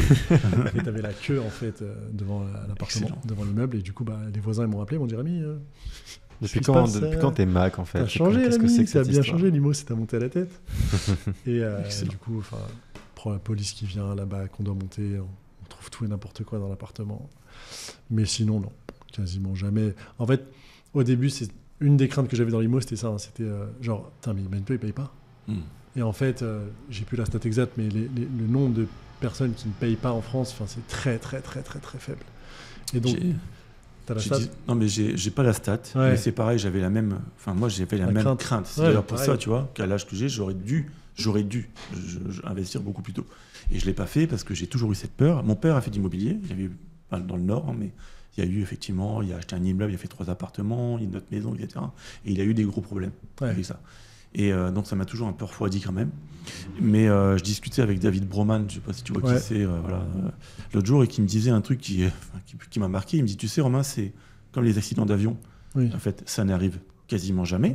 Mais quand ça arrive, c'est la putain de merde. Ah oui. Donc en fait, c'est le truc, tu t'en sors pas. Mais ça n'arrive. Tu peux prendre l'avion, voilà, il y a plein d'avions qui volent, et ça arrive quasiment jamais. C'est moins grave quand tu as du volume, du coup. Quand tu as beaucoup de biens comme ça, si là tu avais un impayé, en fait. Les autres couvrent le temps que je règle le problème. Et c'est ça qui est intéressant. Et c'est pour ça que je dis que le premier, voire les 2 premiers, c'est les plus importants. Déjà, pour ta sécurité, pour ta mentalité, tu vois, si tu prends le premier et ça se passe mal parce que ton cash flow est pas bon, parce que tu n'as pas bien calculé ton rendement, parce que tu n'as pas fait bien ce qu'il fallait avec un comptable pour être en LMNP, etc., machin, tu t'en sors pas en mode de trésorerie et du coup, tu es en mode, est-ce que je continue? Est-ce que je revends pas le bien? Est-ce que je m'arrête pas là, etc., tu vois. Et du coup, le fait d'en avoir de plus en plus, forcément, statistiquement, ça augmente tes chances d'impayés, mais aussi ça te couvre, vu le pourcentage est faible, les problèmes quand tu as des impayés. C'est très très rare. C'est un formateur qui parlait de ça, qui disait qu'il pareil, lui, une centaine de biens, si je dis pas de conneries. Ouais. Donc on lui posait la question sur du côté des impayés, il dit oui, parce que statistiquement, par rapport au nombre de biens que j'ai, j'en ai. Maintenant, ça fait partie du jeu, quoi. Effectivement, tout est couvert et tout. Et puis même au niveau des impayés, il disait qu'il avait commencé à mettre en place des process pour gérer les impayés le plus rapidement possible et de la meilleure manière possible. Puis après, c'est aussi des stratégies d'investissement, comme tu disais, par rapport à... Vu la demande qu'il y a, par exemple, en Ile-de-France, tu peux être très select, j'imagine. C'est le cas, de toute façon, c'est un truc qui se sait. C'est très difficile de trouver un appart en Ile-de-France, encore plus sur Paris même. Mais voilà, tu peux gérer et dire, non, tu prends que des dossiers en béton et donc te sécuriser à ce niveau-là, quoi. Ouais, mais c'est ça, c'est pour rebondir, c'est que la plupart du temps, les impayés, alors peut-être que je me trompe, mais c'est un mauvais recrutement, entre guillemets, du locataire, c'est que c'est fait un peu à la va-vite. Ouais. Tu vois, genre, les longues durées, tu sélectionnes. Pourquoi ? Comment ? Tu sais, tu fais comme si tu étais Century 21 ou La Forêt ou je ne sais quoi, tu vois. Archi strict, et tu vas voir que... C'est toi qui étudies les dossiers des locataires qui se présentent. Ah ouais. Vu que c'est en Ile-de-France, j'ai pas besoin de descendre. Ouais, t'as des critères ? Un critère, par exemple, très important pour toi, que tu pourrais partager, un truc que tu regardes, si jamais il n'y a pas ça ? Non, pas spécialement. Faut forcément qu'il ait un salaire, tu vois, un CDI. Mais comme les banques, quoi. Prostituée, non, mais moi, période d'essai, ça me dérange pas. Ouais, période d'essai, ça me dérange pas. Prostituée, pourquoi pas si on fait un truc un freelance, c'est toi, ça me dérange pas. Ça te dérange pas. Ça me dérange pas, faut un peu d'ancienneté, tu vois, c'est pas genre freelance depuis hier matin. Oui. Genre s'il montre que depuis un an il a sa boîte, que ça tourne bien. Ouais, donc finalement, même en n'étant pas si strict que ça, pour l'instant tu rencontres pas de problème parce que finalement Non, parce que après tu as aussi, je pense un peu le côté humain, c'est un peu le feeling, genre en mode parce que tu sens la personne. Alors des fois ça peut te jouer, hein, ça peut te tromper, mais tu sens un peu déjà que tu as un rendez-vous, le mec arrive à l'heure, tu vois. Ouais. Des fois c'est tout bête, mais non, t'es pas à l'heure, tu viens pas. Ça se trouve que c'était le meilleur client possible. Enfin, t'as eu un dégât des eaux ce matin. Ça t'aura pas ton appart. C'est pas mon problème. Écoute, t'arrives à 9h05, c'est pas possible. Donc non. En vrai, je vois. Est-ce que tu partagerais ta rentabilité nette mensuelle sur l'ensemble des biens ou est-ce que... C'est pas des questions qui se posent, c'est comme là. Je la partage déjà un peu vu que je suis en SCI. Donc forcément, je la partage. Alors, on n'est pas tous égaux en termes de pourcentage de part. Mais après, plus tard, oui, si je veux grandir, de toute façon, je serais obligé. Déjà, la SCI, je l'ai faite un peu contre ma volonté, parce que je sais que j'ai dû m'associer, mais c'est une bonne chose, parce que en fait, si tu veux avancer, certes, tu n'auras que 50%, imaginons, mais tu auras 50% en plus, au lieu de 100% à zéro. Bien sûr. Donc, demain, m'associer pour avoir quelque chose à l'étranger ou quoi que ce soit, pour avoir quelque chose que je n'aurais pas eu tout seul, carrément. Carrément. Eh ben, écoute, je pense qu'on pourrait presque te réinviter pour faire un podcast pour en parler que d'immobilier. Je pense. Et effectivement, on va essayer de passer à d'autres questions parce que je sais que sinon je vais m'énerver, c'est simple, je vais commencer à être bougon. Ok. Je vois. E-commerce. Parce que monsieur ne fait pas que du trading, ne fait pas que de l'immobilier, monsieur fait aussi de l'e-commerce, sinon on ne se connaîtrait pas tout simplement. C'est ça. C'est un peu plus notre cœur d'activité. Mais en plus, pareil, dans ma vie, la jonction est très faible. C'est qu'en gros, je suis arrivé sur l'IMO, c'est bien. Mais les loyers, c'est tous les mois. C'est un cash flow, alors qui est très correct, j'ai pas à me plaindre, mais c'est pas encore... On n'est pas à 10 000 euros par mois. Tu peux pas faire du x100. C'est ça. Tu vois, il n'y a pas ce... Ok, j'ai assez pour vivre la vie que je veux. Donc, il me faut quelque chose, moi, que j'appelle un peu de l'argent physique, tu vois. Pour moi, le trading, l'IMO, c'est de l'argent que tu peux pas palper réellement, tu vois. Et donc, j'ai cherché, et c'était il y a... peut-être 2 ans, 1 an et demi peut-être. Dans ces eaux-là, ouais. Quelque chose comme ça. Moi, j'ai connu le dropshipping, enfin l'e-commerce de base parce que TikTok. Je voyais tout le monde, tout le temps et tout, etc. Et je me suis dit, c'est un truc... Ok, ça a l'air de marcher, ça a l'air de faire l'argent. Et je voyais de plus en plus de gens, regardez mon shop, 30 000 en 4 jours, machin et tout. Et j'étais là, ok, putain, moi aussi je veux faire. Comme tout. Sauf que là, maintenant, j'avais un peu plus de recul sur les investissements. Mon côté entrepreneurial s'est développé, etc. Et du coup, j'ai plus du tout ce problème avec les formations. Avant, j'avais pas envie de payer, etc. Maintenant, je prends vraiment, dès qu'il y a un truc, je prends formation. Forme-moi, apprends. Donne-moi de l'apprentissage parce que c'est tellement... Tu gagnes du temps et de l'argent en vrai. Parce que si tu vas essayer de te former tout seul, tu vas bien apprendre, mais tu vas mettre beaucoup plus de temps. Tu vas pas tout apprendre. Alors, tu n'apprends jamais tout, mais tu n'auras jamais autant que dans une formation qui est bien faite. Et donc, j'ai plus du tout ce problème-là. Et donc, j'ai pris une formation pense que tu connais Xavier Lou. On connaît bien Xavier Lou. La bise, l'ami. Sur l'e-commerce. Et du coup, à partir de là, j'ai kiffé de fou l'e-commerce. J'ai pris boutique, tout clé en main. Et plus la formation. Donc j'ai commencé. Et en même temps que j'avais boutique clé en main, bien évidemment, j'ai commencé à monter ma boutique à côté pour avoir comment on fait, comment tu mets le truc là, etc. etc. Et donc c'était un dropshipping pur. Et à la base, j'étais en SEO, je fais du backlink, je fais vraiment un truc propre. Et j'attends. Et de toute façon, c'est du passif que je veux. Au bout d'un mois et demi, ça me saoule d'attendre. Parce que c'était un peu passionné dans le truc. C'est ça. Là, le sujet t'intéresse maintenant, donc tu veux que ça performe un peu maintenant. Le SEO, c'est vrai que c'est un rendez-vous dans 6 mois. C'est une autre manière d'appréhender le e-commerce. Souvent, on peut se lasser. D'ailleurs, c'est ce qu'on voit souvent. C'est que les gens qui font des SEO, ils bossent pendant un mois, ils sont à fond. Puis après, ils sont en mode bon. Alors les ventes là, ça vient ou pas? T'as eu 2 visiteurs. Et puis en fait tu te lasses et en fait tu passes à autre chose parce qu'en fait dans la vie au bout d'un moment quand tu attends des mois et des mois tu fais d'autres choses. Et du coup au final rares sont ceux qui arrivent à maintenir les récurrences nécessaires sur les sites SEO suffisamment longtemps et même les résultats sont souvent, enfin en tout cas aujourd'hui, maintenant en 2024, plus suffisamment à la hauteur parce qu'il y a beaucoup de concurrence, parce que tu vas prendre beaucoup plus de temps avant de passer devant tes concurrents, alors qu'effectivement un site SEO que tu montais en 2016, 3 mois après, tu commençais à encaisser et tu pouvais avoir des sites SEO qui rapportent vraiment beaucoup. Nous, on en a un qui est très ancien aussi, qui fait autour de 1 000 € par jour en ce moment. Et c'est bien, mais ça a pris du temps, quoi. Ça a pris du temps et là, effectivement, c'est très stable et c'est super. Mais aujourd'hui, là, on ferait un nouveau site tout de suite. Maintenant, le temps qui rank, serait un rendez-vous. On commencerait à parler chiffres dans 2 ans, quoi. Il faudrait 2 ans à mettre vraiment beaucoup d'actions en place, tu vois, en plus. C'est ça que j'ai compris. Du coup, je me suis dit, OK, comment on fait? Et je voyais, il y avait SEO, SEA. J'ai dit, OK, qu'est-ce que c'est les pubs? Et de là, fil en aiguille, Clément, pour contact avec Hugo. Du coup, j'avais fait la première boutique qui était sur la lithothérapie et les pierres, etc. Et en un peu plus de 8 mois, on a fait, je crois, 115 ou 120 000 € de chiffre d'affaires. Donc, qui pour moi était incroyable parce que je pensais pas, je me suis dit, je vais lancer dropshipping e-commerce, on va voir combien d'euros on fait. Et du coup, j'ai vu ces chiffres-là, je me suis dit, OK, il y a un truc, ça me plaît, j'aime bien ce côté-là, etc. Je vais creuser plus comment on fait. Et du coup, de là, j'ai dévié sur une autre boutique et du coup, est venu un Qbox. Parce que je voulais vraiment passer, ce que Hugo arrêtait pas de me saouler avec ses idées. Je suis super chiant. Des vidéos. Si vous bossez avec moi, les gars, je suis super chiant. Rémi fait de l'identité visuelle. Rémi fait du branding. Du coup, je dis bon, OK, on va voir comment on peut faire. J'ai été mis en relation avec Romain, Quentin, un Qbox. Et du coup, pour sourcer les produits directement, donc il a recherché les bons produits, on a commandé les bons produits, on a un packaging qui est incroyable, des cartes de fidélité incroyables, des packaging propres, beaux et tout. Et du coup, la boutique est fraîchement lancée. Donc, ça me fait une deuxième boutique drop qui est toute nouvelle. Et à côté, là, j'en monte 2 autres. Mais celle-là, je vais les essayer en vraiment full réseaux sociaux, full organique. Vraiment sur que du TikTok, de l'Instagram, du Facebook. Parce que je pense que c'est des trucs qui peuvent prendre. Et vu qu'entre guillemets, ce que j'aime bien, c'est me diversifier. Tu vois, dans l'IMO, j'ai du longue durée, du courte durée. Je vais essayer de passer sur l'achat-revente. Là, en dropshipping, j'ai essayé de faire dropshipping, entre guillemets, pur et dur. Je vais faire du dropshipping avec création de marque et une dropshipping un peu plus côté très simple, c'est-à-dire que réseau. C'est-à-dire que tu achètes les produits pour faire des vidéos avec. Donc, tu investis, 2, 3, 400 €. Tu fais tes vidéos, tu blindes les vidéos pour 2, 3, 4 mois et après, tu spams. Et tu attends que ça marche. Et du coup, j'aime bien ce côté. C'est les plus puissants et l'un des problèmes, c'est que tu dépends beaucoup de l'algorithme. Alors attention, bien sûr, on crée des vidéos qui sont dans le but à sont structurées de telle manière à aller fit avec l'algorithme pour mettre toutes les chances de notre côté.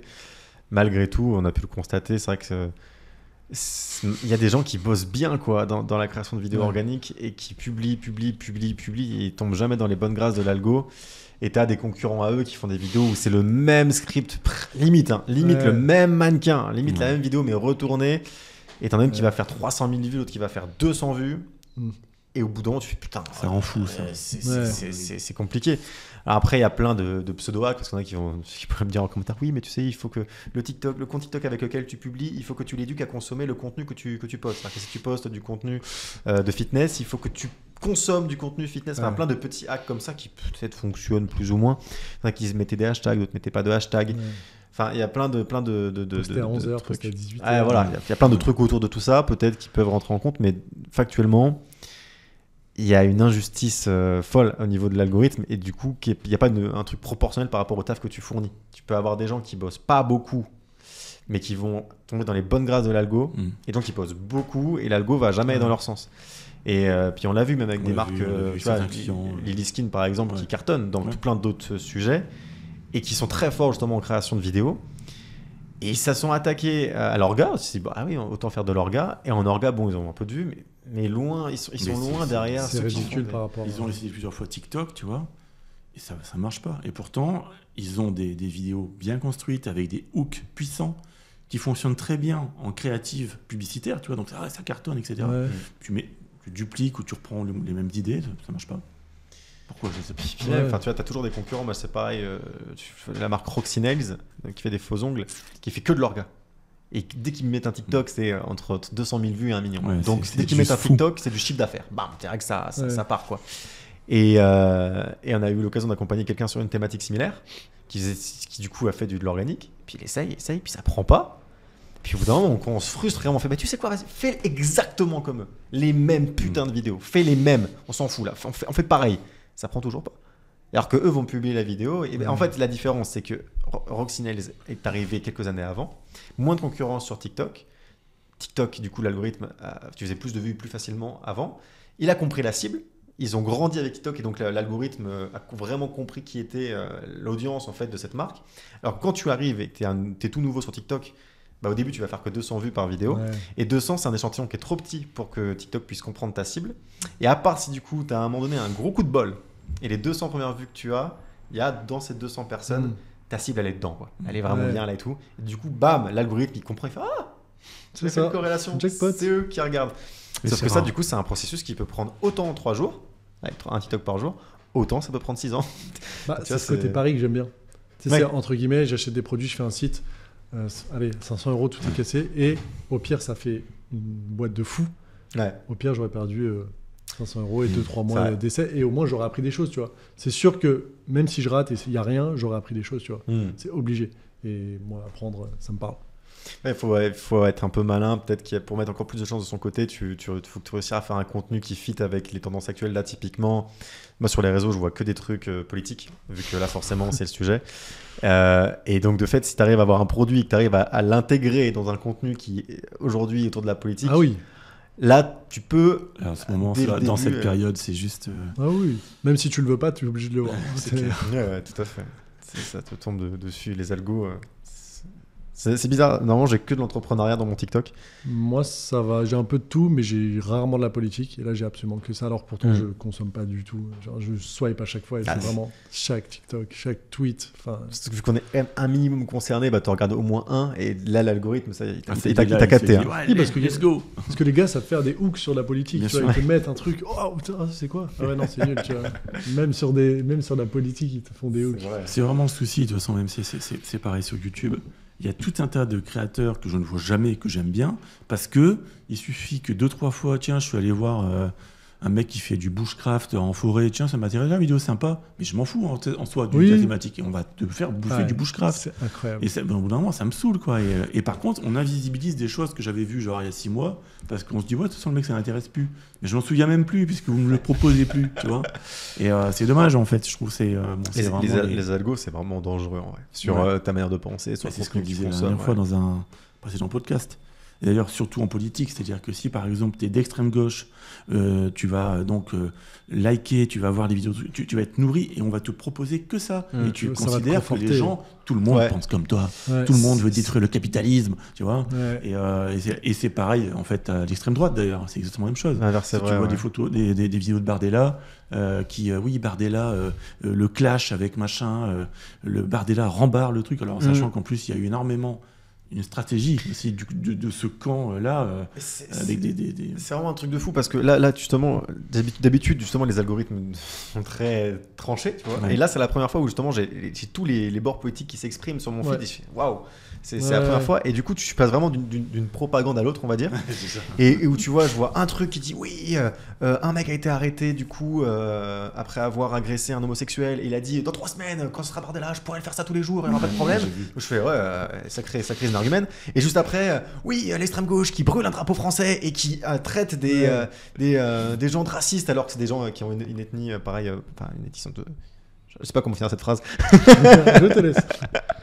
Enfin bon, tu vois, t'as de la propagande dans les deux camps et je fais what the fuck, comment tu veux te positionner par rapport à ça?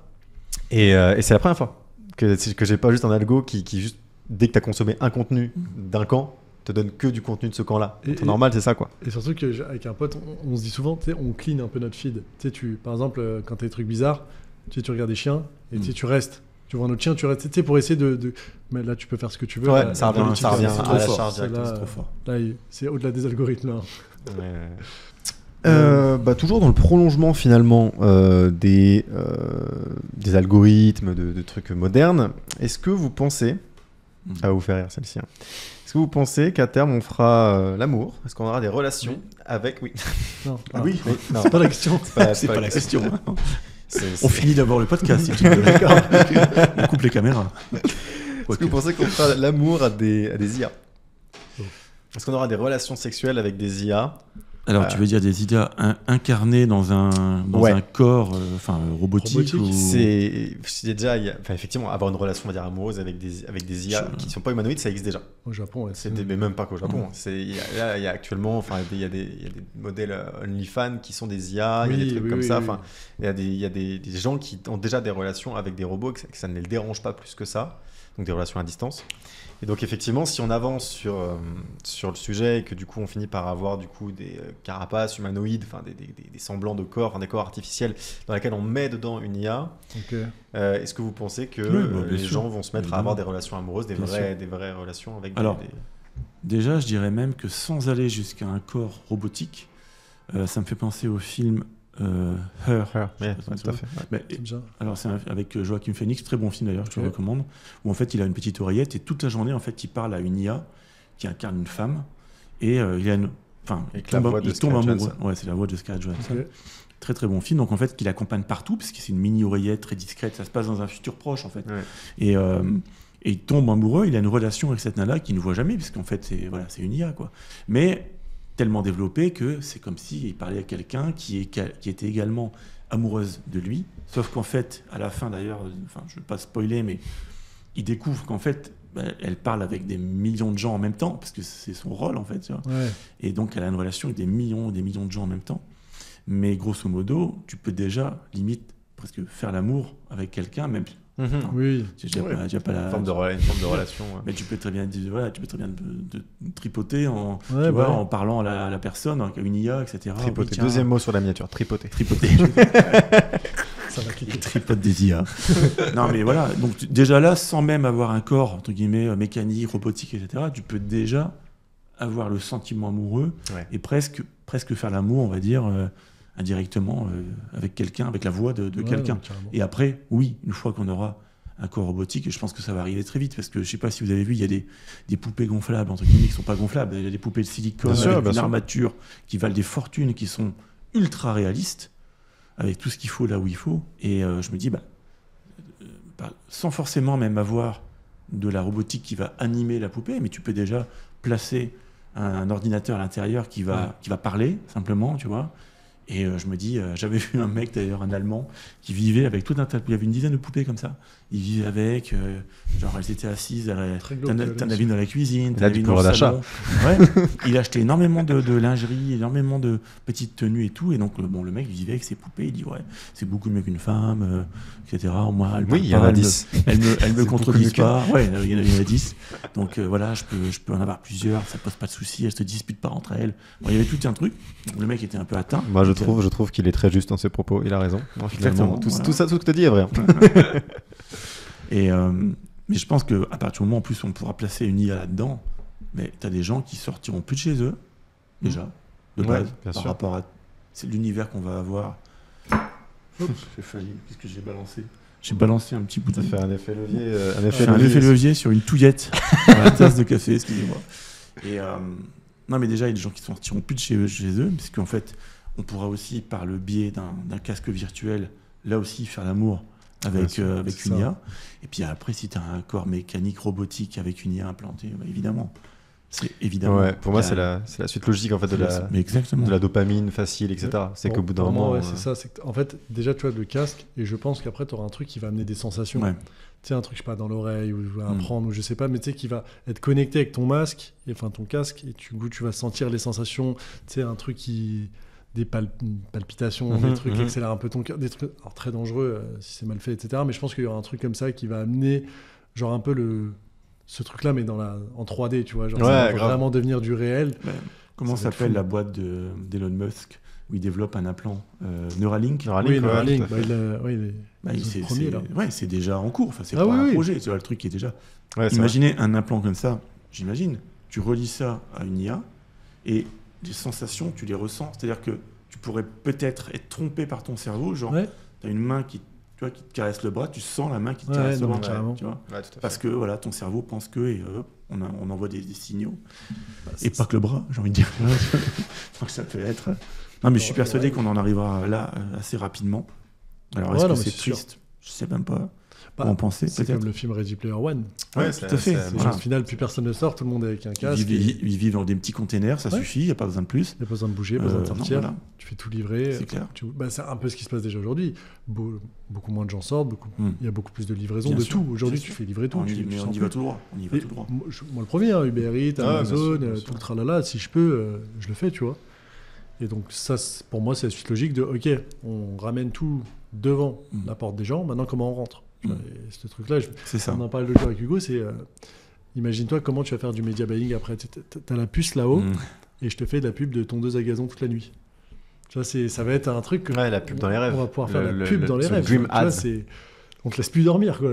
Mais le problème, c'est que le vice va être très très rapidement là, parce que si ça arrive à être hacké ou pas contrôlé, etc., ça peut avoir des proportions. De toute façon, une pub, par définition, c'est de provoquer une action chez toi.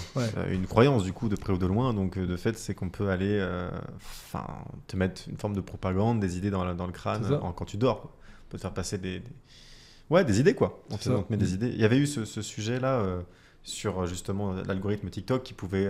si tout le monde consomme l'information là-dessus, c'est pour ça qu'aux States, ils veulent le faire interdire, etc. C'est que, du coup, la Chine, par exemple, pendant la période des Ouïghours, on parlait des Ouïghours sur Twitter, on en parlait sur Instagram, sur Facebook, pas sur TikTok. Ouais. Alors que pourtant, tous les autres sujets sont traités sur TikTok. Mais en gros, si jamais il y a une entité trop forte qui a du pouvoir sur des outils de diffusion de croyances, d'informations, tu peux contrôler vraiment l'info et dire ça n'existe pas. Ça n'existe pas, on évite d'en parler. Là, c'est un peu pareil, sauf que ça va carrément dans tes rêves. C'est-à-dire que même quand tu dors, on pourrait commencer à te donner les informations qu'on veut te donner pour construire... un peuple qui va que dans le même sens, quoi, qui pense. Non, mais carrément. Donc au niveau des dérives, ça peut aller très très loin. Donc effectivement, parlons des robots de sexe, ça c'est mieux. C'est mieux aussi.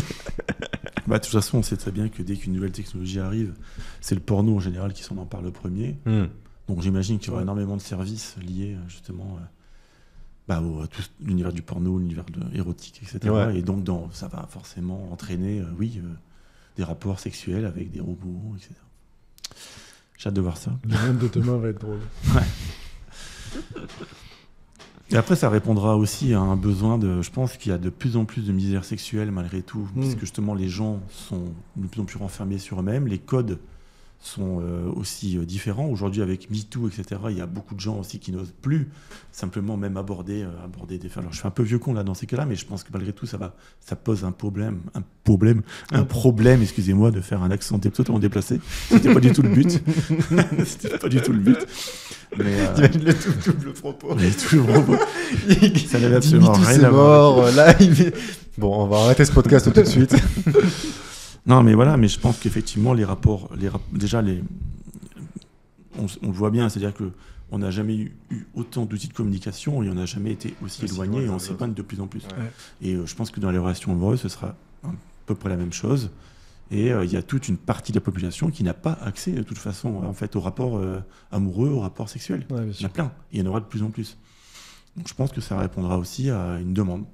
Non, mais carrément. Bien sûr. De toute manière, on le voit déjà avec des plateformes comme OnlyFans où effectivement, le business model de OnlyFans, c'est ça. C'est d'aller chercher d'aller taper sur la misère sexuelle ou en tout cas sur des gens qui veulent des semblants de relations avec des avec des gens, donc c'est des relations fictives. Il y a des médias et des images qui sont en plus, mais pour autant, c'est des relations fictives qui sont directement traitées sur ces plateformes-là. Donc, c'est une forme de misère sexuelle, en tout cas, c'est une consommation de la relation, quoi. On consomme des relations numériques. Ouais, c'est dingue quand même, parce que tout le monde sait, c'est-à-dire que la personne qui achète sait très bien qu'elle ne couchera jamais avec la fille sur OnlyFans, et la nana sur OnlyFans, je le sais également. Mais tout se passe comme si finalement ça pouvait arriver, comme si il y avait une relation qui se créait. C'est un jeu de rôle. C'est un jeu de rôle pour adultes. Mais c'est fou, Mais quand tu vois les chiffres d'affaires de OnlyFans, tu comprends que c'est pas anecdotique, c'est pas...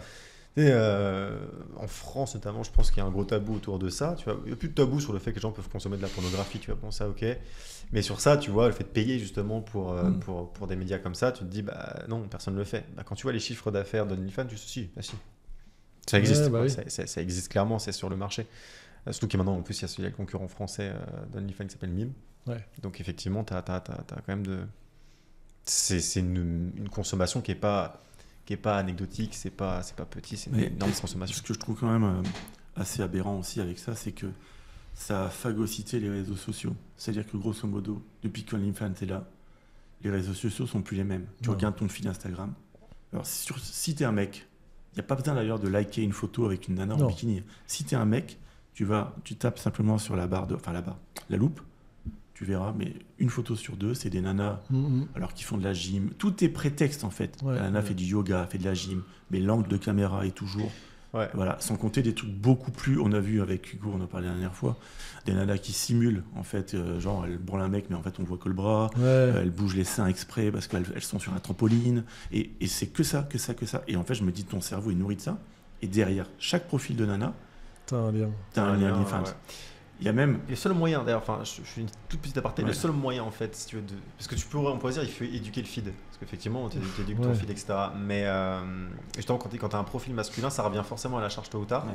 Par contre, du seul moyen, c'est parce que tu peux en fait dire à Instagram tu veux pas ce type de contenu, et c'est le seul moyen pour que l'algo arrête quand tu es un mec de te proposer un truc comme ça. Sinon il revient à la charge tôt ou tard. Est-ce que ça fonctionne quand même? Oui, si tu fais le truc. Il faut faire une par une. Ouais, c'est en gros tu vas sur la loupe et tu fais je veux pas ce type de contenu, je veux pas ce type de contenu, et il finit par capter que tous les hashtags en référence à ce type de contenu, t'en veux puis pas. Bon, si t'es un mec quand même, tu vas pas faire cette démarche, voyons.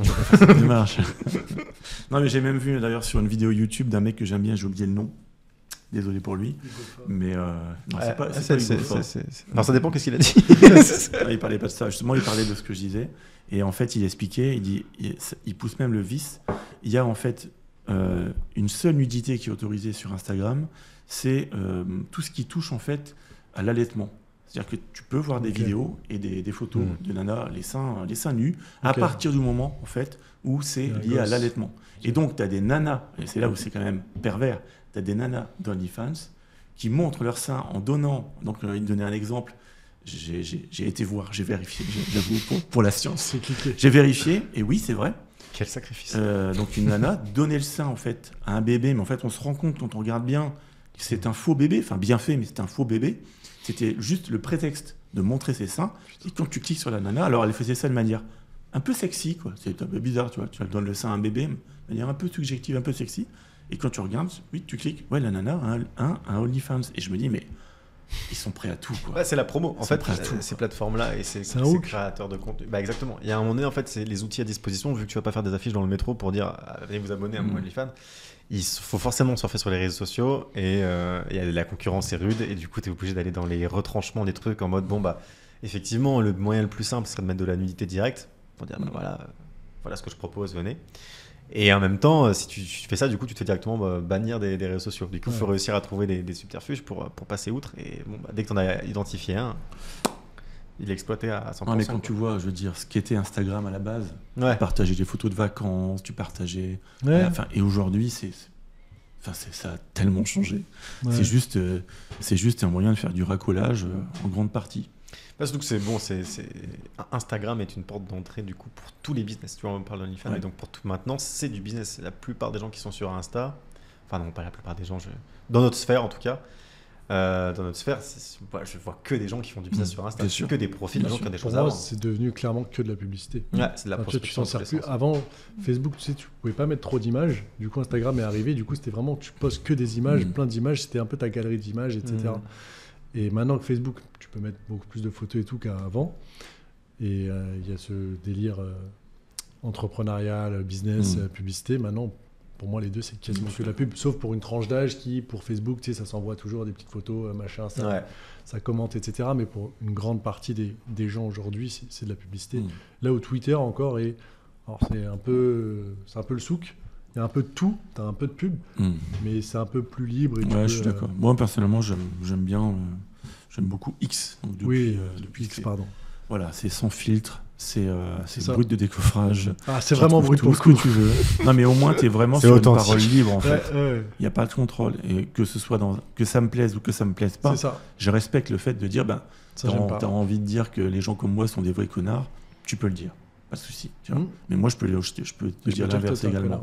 Il n'y a pas de réglementation, enfin, très peu, on va dire, très peu de médiation, où là, il faut vraiment aller très, très, très loin. Et personnellement, je trouve cet espace de liberté, j'aime bien qu'il existe. Ouais, non, mais carrément. Allez, passons à la question suivante. Je propose qu'on traite plus qu'un dernier sujet, parce que mine de rien, ça tourne. Passe. Alors, vous préférez qu'on parle de crypto-monnaie ou de routine bien-être et sportive? Crypto-monnaie, moi, j'en ai déjà parlé. L'oseille, quoi. Toujours l'oseille. Tiens, d'ailleurs, c'est ce que je voulais dire tout à l'heure, j'ai oublié de le dire. J'ai dit finalement, on dit toujours que les mecs surtout, enfin, les gens, les femmes également, mais les mecs surtout, pensent au sexe toutes les 2 minutes. Normalement, c'est à peu près ça, je crois. Moi, toutes les secondes quand je fais. Ouais, non, mais je me trompe peut-être, je suis même peut-être optimiste. C'est peut-être toutes les 30 secondes, tout ça, je ne sais plus. Mais c'est juste énorme. Mais finalement, en fait, je me dis, mais je dois pas être normal parce que moi, je pense bien plus à l'argent, en fait, tout le temps, tu vois. Je veux dire qu'au sexe, tu vois. Et moi, la stat est totalement fausse. C'est toutes les 2 semaines, quoi. C'est vrai que tu retires Rémi de l'équation, ça passe à 10 secondes pour tous les autres. C'est lui qui tire vers le haut. Ah non, mais c'est vrai que je pense carrément plus à l'argent. Mais il y a business, un entrepreneur, qu'est-ce que je vais faire? Bien sûr. Comment? Puis tout le temps, j'ai une notification. Attends, putain, cette crypto s'est cassé la gueule. Tiens, Nvidia a repris des pains. Tu vois, je pense qu'à ça tout le temps. T'as toujours un truc. Indirectement ou directement, mais. C'est ça. On est passionné, quoi. Plus tu as des ramifications dans tes business, c'est ça. Et plus tu as une info ici, ça te la multiplie par 10 direct, 10 infos. Tu n'as pas le temps de penser à autre chose, tu vois. Vous faites comment d'ailleurs par rapport à ça? Moi, du coup, vu qu'effectivement, je suis comme vous sur ça, je suis toujours le business. Quand vous avez des idées, mais vous n'êtes pas devant l'ordi et tout, comment vous les traitez? Parce qu'il y a tellement effectivement de micro-sujets et en fait, depuis que je prends des notes, moi, ça va mieux. Ouais, moi, mais avant, je prends des notes, c'était de la torture presque. Je pensais à des trucs tout le temps et j'oubliais. Moi, j'avais fait les notes et en fait, j'oubliais que j'écrivais les notes. Donc, j'ai fait un nouveau truc, c'est que c'est ma copine. En fait, dès que j'ai un rendez-vous, par exemple, j'ai mis Hugo 9h vendredi et j'envoie. Et elle met un rappel, elle sait que tu vois, elle est ultra carrée, du coup, elle me permet de me rappeler. Excellent. Et tu vois, par exemple, l'autre jour, je lui ai dit, par exemple, un truc boîte aux lettres. C'était un truc très spécial et j'ai envoyé. On va pas savoir. Ouais, mais Hugo, il va vouloir savoir après. Et du coup, mais une relation très particulière. Elle me le renvoie. Et tu vois, et du coup, ça me permet parce que j'avais vraiment le note qui était rempli, mais depuis des années, j'y vais jamais. Et du coup, en fait, ça me permet d'avoir un rappel automatique. Ouais, c'est vrai. Non, mais c'est vrai qu'il y a des trucs. Prendre le réflexe de prendre des notes et prendre le réflexe de consulter ces notes régulièrement et les organiser. C'est deux trucs. Moi, j'avais souci avec. L'agenda, alors à l'époque, j'entends l'agenda papier qu'on utilisait avant d'avoir des rappels, c'est que je notais sur mon agenda, mais j'oubliais d'aller voir mon agenda, donc forcément ça servait absolument à rien.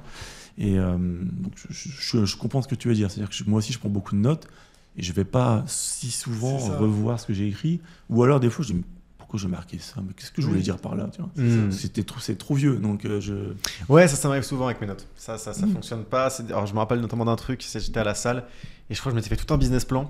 Et puis tu sais, au début je pensais à un truc et puis après mais si on le fait comme ça, et puis si on fait... tout le truc se dessine tout. Donc là je suis en train de faire mes séries à la salle et je me dis il faut que je note quand même tout ça. Je note le tout, mais vu que je suis à la salle, je note à la va-vite, juste pas perdre des idées, etc. Je retombe dessus, tu vois, le titre, j'avais écrit business plan, nanana, et 2 mois après je vois ça c'est vrai, j'ouvre, je vois mes notes et je sais pas du tout qu'est-ce que j'avais à l'esprit. rapidement, tu vois, des trucs qui me revenaient, mais je suis oh merde, quand j'y pensais, c'était une bête d'idée. Et là, quand je reprends mes notes, je suis bah non, là, je vois pas où était la bête d'idée. Ouais, mais c'est ça. J'étais pas malin. Donc, soit j'étais con, soit c'est mes notes qui retranscrivent pas du tout ce que j'avais à l'esprit. Mais donc, oui, en fait, les notes, c'est pas du tout infaillible. C'est vrai que finalement, ça. Ouais, après, il y a beaucoup de gens qui utilisent des applications tierces, etc. Mais pour moi, Ça me c'est pareil. Un truc de deuxième cerveau. Il faut y aller, tu vois. Alors que WhatsApp, j'y vais, je vais sur message et j'écris souvent. Ouais. Donc en vrai, c'est plus simple pour moi, tu vois. Donc ça m'a paru plus facile pour moi, en tout cas, de passer par WhatsApp. J'enregistrais moi avant à l'oral, tu vois. Ouais, je pense que... Mais en fait, ça me saulait aussi parce que t'as plein de notes en fait audio. Laquelle tu vas voir. Puis il faut se les réécouter, c'est chiant quoi, tu vois. Ouais. Oui, alors je pense que ceci, je pense que cela. C'est fou aussi vouloir en venir. Ouais, non, c'est un point fou. Donc, mais moi personnellement, encore une fois, je suis très vieux. Et j'aime bien, en fait, le papier, quoi. C'est-à-dire que malgré tout, mais ça reste sur mon bureau, c'est-à-dire que c'est directement accessible. Je note sur un post-it. Alors j'ai plein de post-it. Les post-it, bon, moi j'adore. J'ai mon écran qui est plein de post-it, etc. Alors ça peut rester là longtemps. Des fois, c'est une idée, tu vois. Ne nous juge pas. Mais par contre, c'est une sacrée victoire et une jouissance de retirer un post-it. Alors, ça y est, ça j'ai fait. J'ai réalisé. Alors ça peut être une tâche à la con, comme une idée, tu vois, d'un projet, d'un truc. Ouais, j'adore retirer un post-it. Tu vois, putain, ça c'est fait, quoi. Mais ouais, je suis très post-it. Mais tu vois, par rapport à ça, j'ai un truc que je fais par contre sur l'ordi, c'est que je fais une to-do list par mois. Et j'ai toute la to-do list et c'est ultra satisfaisant. À la fin du mois, tu as toutes les cochées, je ne le supprime pas, je les laisse pour les voir cocher, pour dire. Parce que des fois, à la fin, tu as tout enlevé, tu dis ok. Ouais. Et quand tu vois, ah non, j'ai fait tout ça. Moi, c'est pareil. Et du coup, tu dis ok, j'ai avancé. D'ailleurs, avec Sylvain, quand on travaille donc à Bangkok, au bureau à Bangkok, il a un très grand tableau, tu sais. Oui. Et donc, c'est pareil, on note toujours les trucs. Alors oui, il faut faire ci, il faut faire ça. Non, parce que quand j'y vais très souvent. Mais j'y vais 2 semaines et demie, tu sais. Donc, il y a ça à faire, ça. Et à chaque fois, bon, ça c'est fait, il efface. Non, on n'efface pas. Laisse-le. Surtout pas. Ouais. Non, barre. Ouais. Je coche et je barre. Ouais, donc ça, c'est visuellement. Ça, c'est, j'ai une satisfaction un peu fétichiste à voir ça. Parce que justement, moi j'ai un souci sur ça, c'est que j'ai souvent l'impression de piétiner. Genre, j'avance pas. Et après, je regarde ma to-do list, je me dis. Tu visualises que j'ai quand même fait tout ça. Tu vois, c'est ça. Ouais, je suis d'accord. C'est ça, parce que des fois, je suis dans l'attente. J'ai beaucoup d'attentes. Genre, par exemple, sur le e-commerce, j'attends que ça prenne, j'attends que ça se lance. J'ai fait un peu tout ce que j'avais à faire. Ok, j'attends. L'IMO, j'attends ça. Et quand tu attends, tu dis ok, j'ai rien fait. Et en fait, tu regardes, ah si, quand même, j'avais fait ça, ça. Et du coup, moi, ça me permet de continuer à avancer perpétuellement. Ouais, il y a des trucs un petit peu comme ça, des fois, où où effectivement, c'est juste la patience qui est invoquée. Ouais. Tu dois juste attendre. Je sais que même sur des boutiques en croissance et tout, tu vois, où on a fait un gros travail en amont, mais au début, quand tu lances tes premières pubs, tu as un plafond de dépenses publicitaires. Ouais, donc, tu vois, tu peux dépenser que 40 € par jour. Bon, mettons, t'es rentable. Bon, d'accord, c'est une chose, mais bon, ça bouge pas, quoi. Ouais, ça bouge pas. Il doit te demander, qu'est-ce que je fais Et t'as déjà tout fait. Ton projet, il est parfait. Déjà, tu vois, tu pourrais toujours, bosser sur d'autres sujets, mais. Au bout d'un moment, c'est plus du Pareto si tu commences à aller faire des micro-détails. Donc, juste là, tu dois juste patienter et attendre parce que dans 3 jours, ton budget, ton plafond va monter, du coup, tu pourras dépenser plus. Mais ce projet n'attend rien de plus de toi, quoi. Et pourtant, toi, t'es là, t'es impatient, tu fais putain, je veux que ça cartonne. Attends. Ou alors, et des fois, le risque, c'est de prendre des mauvaises décisions, c'est de dire, non, je veux quand même avancer sur ce projet parce que j'y crois trop fort. Enfin, j'y crois fort alors que t'as pas encore de green flag. Du coup, tu brûles les étapes et tu te dis, c'est quoi, si je peux pas avancer sur Facebook parce que j'ai un plafond, je vais lancer du Google. Ouais. Alors que peut-être que ton budget, il est pas capable de suivre les 2 lancements en même temps. Ou alors, si t'as déjà les 2, tu vas faire du TikTok, du Snapchat. Ça, c'est aussi un des risques, c'est de se dire, en fait, non, aujourd'hui, je veux être focus sur ce projet. Du coup, tu as envie, dans tout le cas, de bosser dessus. Alors que des fois, t'as juste rien à faire. Faut attendre. Et ouais, ça peut ne pas être évident. C'est un peu comme le trading, c'est après tu peux prendre des décisions émotionnelles un peu à la con. Il faut enlever l'émotion à un moment donné. En tout cas, je suis très content d'avoir répondu ni à cette question sur les cryptos, ni sur la routine. On est parti sur totalement autre chose. C'est pas très grave. De toute façon, je pense que par rapport entre guillemets à la richesse de ce que tu peux nous apprendre, si tu es d'accord, du moins Rémi, j'aimerais bien qu'on puisse peut-être te réinviter, mais tu sais, peut-être pour parler d'un sujet bien particulier, où on fait un des autres. Je dirais même faire peut-être un podcast sur le trading. Je pense que tu as beaucoup de choses aussi à nous partager là-dessus. Et j'aurais eu des questions tout à l'heure, mais je me suis dit non, mais si je me lance dans les questions, etc. On fait que ça. Tu remarqueras la prise d'otage. C'est-à-dire que maintenant que c'est annoncé en public, si tu reviens pas. Ouais, on va me dire non. Pas cool. Non, ça serait pas mal effectivement. Ça serait pas mal de faire. Est-ce que tu as un chiffre à nous donner qui ferait un bon titre? un bon titre un peu putaclic, tu sais, du genre il a fait 3,5 millions en une semaine. T'as pas un truc à nous donner comme ça? Par exemple, tes résultats même hein? Plus d'1 million. En une semaine? Non, non, quand même pas. Non. En quoi? En trading? Juste en trading. Il a fait plus d'1 million en trading. Alors, on peut vous mentir. Mettez en commentaire si on peut vous mentir ou pas, juste pour vous attirer. Il a fait plus d'1 million en 2 jours. En trading. En 2 jours et demi. C'est pas ça va, c'est un mensonge sans en être un. Non, plus d'1 million depuis que je commence. Putain. En combien de temps du coup? En 2016, 2017, donc 7 ans. Pas mal quand même. Après, ça arrivait vraiment sur la fin, tu vois, au début. Enfin, c'est vraiment été exponentiel. Voilà, donc on peut mettre 1 million en 2 jours dans le canal. Tu connais un petit peu Romain Bayeul? Tu vois qui c'est ou pas? Romain Bayeul, de nom, ça me dit un truc, mais c'est un trader justement que j'aime bien, on va dire. Alors il fait des accompagnements, etc. Il est assez connu aussi dans ce milieu, mais il est un petit peu comme toi, c'est-à-dire la gestion du risque, le plan, on s'en tient au plan, on ne trade pas s'il ne faut pas trader. C'est quelqu'un qui est très didactique là-dedans, j'aime bien également. J'aime bien suivre ses contenus, ses vidéos. Donc je pense que tu as un petit peu le même profil. Enfin, tu vois, donc quand tu m'expliquais tout à l'heure. En fait, c'est vraiment l'émotion, tu la mets de côté. Une fois, en fait, c'est très très dur hein, parce que bon, après, là, on va repartir dessus. On en refera un sujet, tu vois, on en refera un sujet. Donc, mais bon, ok. Écoute, on se retrouvera alors pour une prochaine session. On parlera trading. On essaiera d'aller un peu plus loin dans ce sujet. Puis pourquoi pas une 3e session, si tu es d'accord pour revenir encore pour parler immobilier, puisque là aussi il y a beaucoup de choses à dire. Il y a énormément de choses à dire. Si vous voulez vous aussi revoir Rémi, mettez-le en commentaire. Si par contre vous ne voulez plus le voir, mettez-le aussi en commentaire. Que vous ayez aimé ou non cette vidéo, mettez un like, abonnez-vous. Et puis quelqu'un a un mot de la fin peut-être, un truc à faire passer, un message, une dédicace. Non, pas de dédicace. Pas de mot de la fin. Tout simplement. Non, mais on vous laisse et on vous dit à la prochaine fois, au prochain épisode. Ciao. À la prochaine. Allez, bye. Bye bye, merci, ciao.